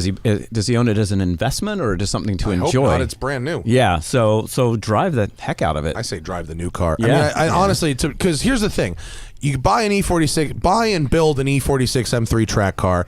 Now get it to the track. Now all this stuff. Yeah. That is going to be more than the slope. depreciation on your M3. Yep. If you want to build a race car, build a race car. Yep. But I think as long as you don't plan on crashing into walls, you can track your daily, right? Yeah. Maybe a separate set of wheels, maybe if you care. Have a bushing budget. Opinion on the manual Aston Martin DBS Volante reliability and costs. Get the extended warranty. Yeah, definitely. So here's the thing with Aston Martins. The engines and stuff are tough. The gearbox in DBS is a Tremec. It is fine. Yep. The engine is stout. Big ticket items are relatively durable. I have an old Vanquish. Yeah. And but Mufflers. but there's some little shit that Yeah. it will cost a crazy amount of money. So I would say the first thing you want to do is find an independent shop that will buy the Bosch versions of the parts and not the Aston Martin versions of Bam. the parts. Yes. You have just saved 80% on your repair costs. It's like that with Ducatis as well. Really? A lot of the parts are also BMW parts you can get, bits and pieces, like the sensors and things, and they're pennies Yeah. on the dollar. That's so funny. So that exists throughout the industry. Ferraris too. Ferraris Yeah. absolutely Yeah. use Magnetti, Morelli, and Bosch and whatever. That's where Totally. your key phrase, a good local mechanic. They're Yeah. the guys that know those little tricks. Yeah. Same part, completely different price. Totally. Like Yeah. the example I use all the time is the fuel pump on the Vanquish I have, which they wanted $2,700 for at the Aston dealer. It's the same Bosch fuel pump that's used in the Ford F-250 with the 6.2 liter engine. So you buy the Ford part, it's the same. It's the same, and it's $179. Yeah. Wow. So that is the kind of shit you have to do. If How you many wanna did you own- buy and you're selling them on the Aston Martin forums for Fuck me, dude. $2,000? There's Get some gotta- green paint. Yeah, exactly. Just get the stencil. boxes. Just go to the dealer and dig the boxes out of the have trash. them printed. You know, they're pretty stout cars, but when little things go wrong, they can be very, very expensive. So buyer beware. Lovely to drive though. Very nice. DBS is a really good car, especially the stick. Ed wants to know, should I get a 9th gen Civic Si? Is that the new one? I don't know the gens. Yeah. Or a Mark 7 GTI manual. It My is, budget yes. is $20K. Can you get into a GTI or a Civic for $20K? Yeah, the Civic Si I drove was 21 or something. I mean, you're gonna be over it a little bit, but yeah, that's about how much it was. Civic 21, or 22. GTI? What do you think? I mean, I like the GTI better. Me too. I like the build quality. Better I like handling. the looks better. I haven't driven doing it, but I'll 3 for trust you 3 on the that, you know. GTI. Yeah. 5-door if you can afford it. If not, the Civic Yeah. has a big back seat and a big trunk. Civic Si it feels like an older Accord. I mean, Yeah, it's got it's big. plenty of space. It's going to last a long time. Like, you get a lot of nice things. I think you had like heated seats for 20 grand. It came with a lot of shit for not a lot of money, but I don't like the looks of it that much, and that's a big deal for me. Are you in a rush, by the way? Do you have to get No, going? Okay, no. cool. So we'll get through these then. I would All night long. All right, great. Miles wants to know, what is a good autocross or track day car for under 12,000, presumably used, that fits someone 6'5"? Miata. Tall, old, used I track guess day I car. can't answer that one. No, Paul's out on this I'm one. out. For me, Mustangs and Corvettes tend to be pretty good. Mustangs, though, what do we drive where the seats were, the headrest you had to like take off and use it with the helmet because it pushed your head forward? Oh, That was yeah. the I think newer it was- one. Yeah, it was a newer one. You have to just pull the Just take headrest the off headrest because off. it made your head go in a weird place. But Do you what about Miatas for you? no. No. No. Because Thad fit my Miata because I think of the leg-torso ratio.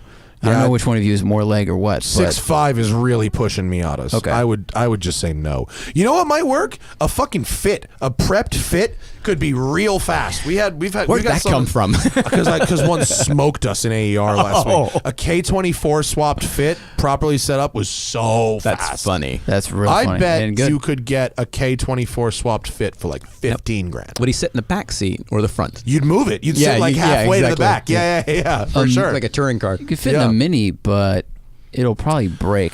Yeah, you could. Into That's true. For 12 grand, like, yeah. A $12,000 Mini, That's you're really it. rolling the dice. Yeah. But you could fit. Good could call fit. that car. Yeah. Buy one for 8 and have 4 grand in case. Thank you, sir. Zach wants to know, what are your thoughts on the feeling of kart racing versus traditional racing? So, Paul, what can translate from karting and what doesn't translate to from karting? Really, everything translates from karting except for the understanding of an aerodynamic car. So it's almost perfect, and it's scaled down so it still can be expensive, but it doesn't have to be. Like there's usually a good class that's, and this is outdoor karting, by the way, not indoor karting, which is fun, and you can learn from that too. But outdoor karting, and you go find. I always tell people, go to your local kart track, find out where it is, find out what the most popular fixed cost class is, like it's a Rotex class or whatever it happens to be, and race in that class. It'll have like maybe 50 or 60 people in it every race weekend, and you will learn more doing that per dollar than 10,000 times the amount of money spent on track days. What's a good used cart going for these days? $1,500 to $4,000, $5,000, and then these spec classes will have a hard tire that everyone has to run that lasts a whole weekend. Oh, good. And then the engine isn't some open category where you have to run an engine that's going to blow up once or twice. If you go to like a real, like the Super Nats or something like that, and you go into where they're the shifter kart guys, like when Michael Schumacher used to come over and race in Vegas at Super Nats, and you had all the IndyCar drivers and F1 drivers coming over there. You'd go into one of those paddocks, and no joke, they would have 30 or 40 engines lined up for the weekend. Because it's like I'm not bolts, exaggerating. you just pull it off and throw it in the garbage. But that's how disposable those engines were. And they would also only use chassis for maybe one day or maybe one weekend, and they'd throw it away because the chassis is a suspension. Yeah. Right. But if you go into these fixed classes and these spec classes, it's amazingly economical. And of course, you can fit the thing in the back of a 5 Series wagon. Yeah. Right? You don't even need a big custom trailer. Yeah. You don't need any of that. And your tires are tiny, so the cost of that versus car tires, your brake pads, your consumables. Right, all your consumables are so much cheaper, and the racing is ferocious. And people are like, I want to be a racing driver. How'd you do it? And I don't have any money. It's karting. Like, I didn't either. You have to go and race karts. You have to do that. That's the economical way to go up the ladder. And if you can win in that class, can you be too old though? No. If you're in your 20s and you start racing karts, your 30s. Is that bad? No. It's cool actually. Go race with the kids. No, you're not going to race 10-year-olds, but you're going to race 18-year-olds. Yeah. And if you can cut it there, you can cut it anywhere. You really can. So I think that the whole track day thing, while it's got a lot of people on the track, it's gotten people on the track more as car enthusiasts and not driving enthusiasts. It's not the right ratio. It's not these. And this is interesting too. I learned this recently, or maybe I had an epiphany or whatever it was, but motorcycle track days are different. I don't know if you guys have ever done any or ride bikes. I have not.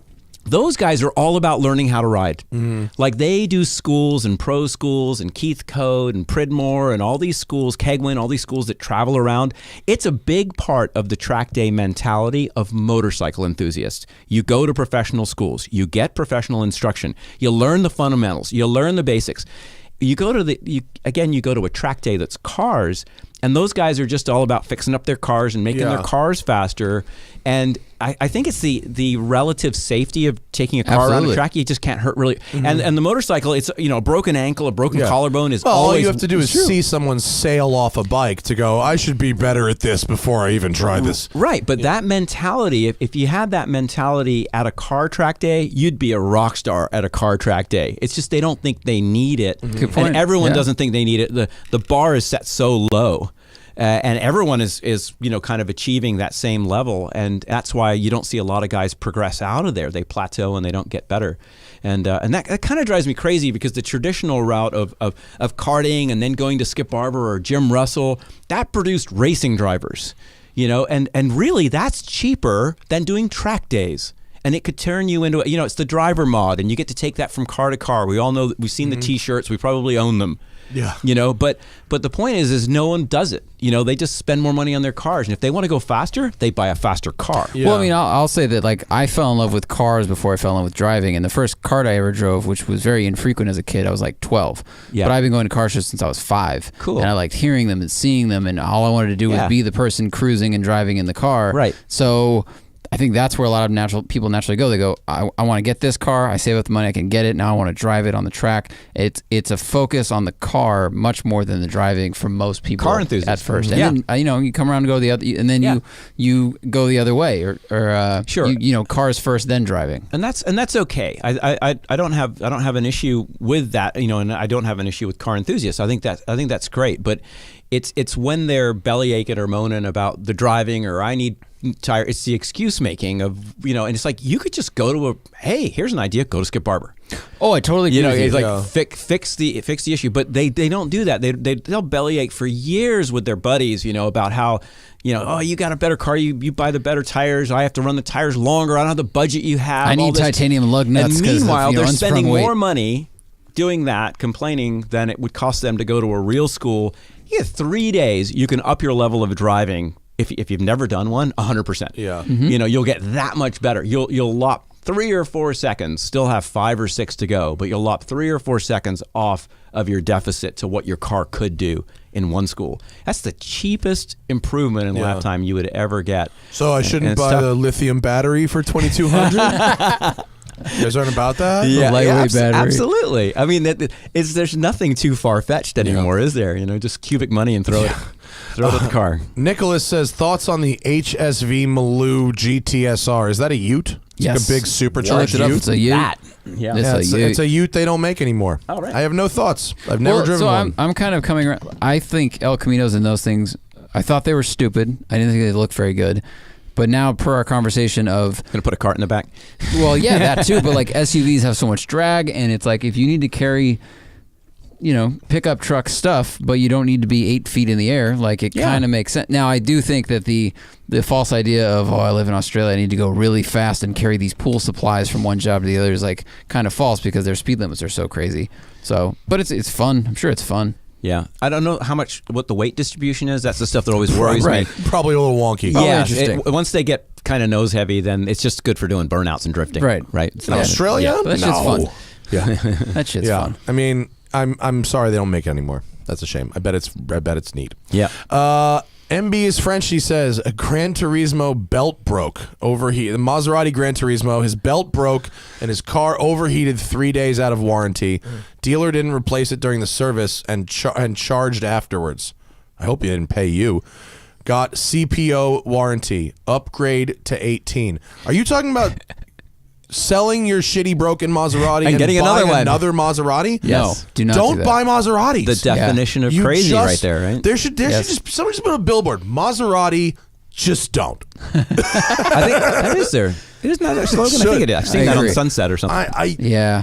I'd have no advice for someone. I mean, if it's got a warranty and you're driving it within that warranty period, then I don't, okay, then maybe it sits in the shop a lot, but at least there's no out-of-pocket risk. But don't own that thing 1 day after the warranty. Yeah, and don't go buy another one. No. They don't learn lessons in Italy. They don't fix things. No, they eat pasta and drink wine. They're so happy. And I think Maserati, 5 years ago, the V8s were great and the cars were shapely, and now they're, I don't know what's happening. It's getting a little bulbous. It's bulbous. Getting a little bulbous. The V6s don't sound good. Like, why would you Uconnect continue down that path? So the Chrysler, that's the best thing about the Chrysler interiors. Yeah, the Chrysler interiors are no bueno. I like Uconnect as the system, but if that's your interior design, and if it's like, hey, this Jeep looks like my Maserati, like that's the a Jeep problem. wins. Yeah, I don't mind the software aspect of it. That works, but like buy a Trackhawk, right, for the same money. Let's see. All right, this dude. Here's one. This dude wants to open an adventure company that offers drives from UK to India. What would you recommend? Hannibal? I mean, this can't be real. What would you recommend looking for a good value and reliable car for under $30K? So if this person is serious, he's trying to open a Eurasian, transnational, multi-country event. Here's what you do. You need more money. What's the adventure, though? What is the actual adventure? You fucking make it. I mean, yeah, well, then you need an unreal. You need Maseratis. Yeah. See my point? Hey, if you have a reliable car, where's adventure? It's just MB a boring, is Frenchy. Sell your car to this guy. Dude, under 30. I mean, dude, Land Cruisers. Land Cruisers is what you want. Yeah. Toyotas. Something like that. Especially over there. That's what you want for UK, Middle East, and Africa. They've all bought those, and then you go to India, I guess. You want Toyota Land Cruisers. Series 1 Land Rovers. Yeah, or Land Rovers. What's that Mahindra? There's a Mahindra SUV that they use for adventure companies in India. If you're driving there, maybe if it breaks, maybe they have some kind of exchange program. Right. Depends whether you're near England or near India when it breaks down. I just hope that this person understands the capital involved and that his whole budget isn't just to buy this car. At least he's not going to Beijing. He's stopping in India. I mean, it's a cool idea. Like restraint. If you're assuming you're going to be off-road driving, you probably want something that's not huge, because a lot of the streets and everything aren't huge, and big things weigh more. You need something with clearance, and you need something that has parts available in as many countries as you're going to cross as possible. Yeah. And support. Those would be simple, that's the criteria. A simple vehicle. Yeah. Go simple. And last one, we're going to end the show on this. Paul, you recently drove an open flash BMW M. What is the deal with it? What is an open flash BMW? As opposed to a piggyback DCU? Yeah, open flash. So I think you know this guy. Do you know Shiv Pathak of Vishnu? I know. Yes. I've heard of Vishnu. Okay, yes. So Shiv is open flash. He's a dear friend of mine, actually. He lives up in the Bay Area, and I go stay with him all the time. They did a bunch of tuning on Evos in the early 2000s. That's where I met him, because I drove an Evo in one lap for him, and I still have an Evo. I've had one since 2003. I love those cars. So anyway, yeah, he does tuning, and he does a really good job, because he's a clever guy, really clever. And so he's one of the few guys. And Steve Dinan, actually, is still, who I'm, as I described, and you know him really well. I've known Steve for years and years. Met him at one lap, actually, a long time ago. And he's one of those guys, too, with chassis and engines, where he can think, like, you know how they always tell you to make one change at a time on a car? Mm-hmm. Like when you're doing chassis setup? Steve doesn't have to do that. He can do multiple? Yeah, because he actually, in his head, and this is like how I try to train people to be as drivers, but he can picture all of it simultaneously. So if he's going to change one thing on the car, and, you know, as most people do, he's like, that's such a waste of time. He goes, I'll just do three things. I already know what that's going to do in every corner around the track, and relative to what my driving skill set is and all that, when he's my race engineer. And so Shiv's like that with engine tuning. Okay. He can do like all the parameters at once in his head. He's super, super clever like that. Cool. And so he does a very, very good job, with his engine stuff. And he usually does it really fast because of that. So he's usually the first guy in the market to have a tuned car, because it doesn't take him a year to tune a car. He does it in a weekend. I'm not exaggerating. Well, wait, but the question, that sounds amazing, but the question is, it's a flashed car instead of a piggyback, which they've been using. Yeah. So how come he was able to correct the flash? The software is available now. It is now? Yeah, so you can get it. So he has, and he does have his own tablet. So to be honest, I don't really know the true answer, other than he can tune those cars very readily, and I believe that the software has been cracked on them, on all those cars. From the driver's seat, is there any difference with a piggyback tune and a flash tune? Shouldn't be, right? Not technically, no. It depends on whether the resolution is the same and you can do the same things with the piggyback. Did everything else work in the car? Because now everything's so digital. Yeah, and he even had it. You know, he was doing it all off his laptop, because we were sitting in a parking lot like a Cold Stone at a mall, and he's like, now I'm going to put in the high torque map in the car, and then I went and drove it with the high torque map, rather than, he made a naturally aspirated feeling map that makes 100 and some more horsepower, but it feels like a naturally aspirated engine, even though it's a twin turbo V8. And then he did the normal tune, which is the huge torque the shove big at torque 2500. And I said, you know what? On the street, I'll take the torque one. Yeah. On the track, I would definitely do the Revy one, because it was just more fun. Yeah. And the fact that you could switch between the two is really cool. That's great. Wow. Well, I have my Cobb access port for the mount tune stuff so I'm able to load different. They email me the new tunes. Yeah. So they email me the tune, and it goes in the access port, goes in the car, and then I can switch with the cruise control stock, which is fun. Exactly. So awesome. Yeah. So the idea of flashing a BMW doesn't change how it drives. It just is an easier way to load the tunes. Yeah, it is. And some cars you had to do piggybacks on because the code hadn't been cracked on the car. Right. And so what you're doing is it's an interceptor. So you're grabbing the signal and modifying it, and so and so you're able to do the same thing, but you don't have to crack the code to do it. That is cool. The book is called Optimum Drive. Hold that up again for that camera, Paul. Paul Gerrard is the author, racing driver, instructor, badass in general, optimist. Optimist. Thank you for coming by, man. I appreciate it. What else do you want to plug besides the book? Well, really, that's it. You can get it on Amazon. You can get it. It's available as an audiobook now as well. Do you read it? No. Who read it? The publisher did it without bullshit. even telling me. That's bullshit. I know. It is cool. The guy does a fairly good job. I like it. This is kind of like the fucking Top Gear host going, we like you, but in a helmet. Exactly. And put the visor down and never raise it. Yeah, exactly. Yeah, I got that a lot. Paul, we like to see your name. We don't like to hear you. Yeah, I get it. I used to write notes for all the cars because it used to drive me crazy when they go review them. And I'm like, it's so wrong. Oh, when they would talk so about... then I do notes, and they did use them, which I was really thankful. That's good. Yeah. That's good. Having input is good, not just being a guy in a mask. Being the guy, yeah, that was tough. Well, I got a flight coming up next week, so I'm going to take your book Okay. and I'm going to read it. And in the meantime, the Smoking Tire Podcast is powered by Shout Engine. Get your own damn podcast at shoutengine.com. All you need is something to talk into, the internet, and something to say. Thank you all for watching live and participating with the Super Chat. If you are watching live, we will be back tomorrow at 5 p.m. Pacific with Ralph Guerra, who is a comic and a car writer and a good friend. Thanks for coming in, Paul. Good to see you. Such a pleasure. Thanks for having me. It was so much fun. Open invite next time you're in LA. Oh, cool. I really appreciate that. I assume you come through quite regularly. I do. As they do. And if you, social media is the Optimum Drive on everything, right? Yeah. The Optimum Drive. The Optimum Drive. Instagram, Twitter, the Optimum Drive. Yep. Facebook. All right. Get a hold of Paul if you want to hire him as a coach. That would make me very happy. Thanks, guys. I'll see you later. Bye.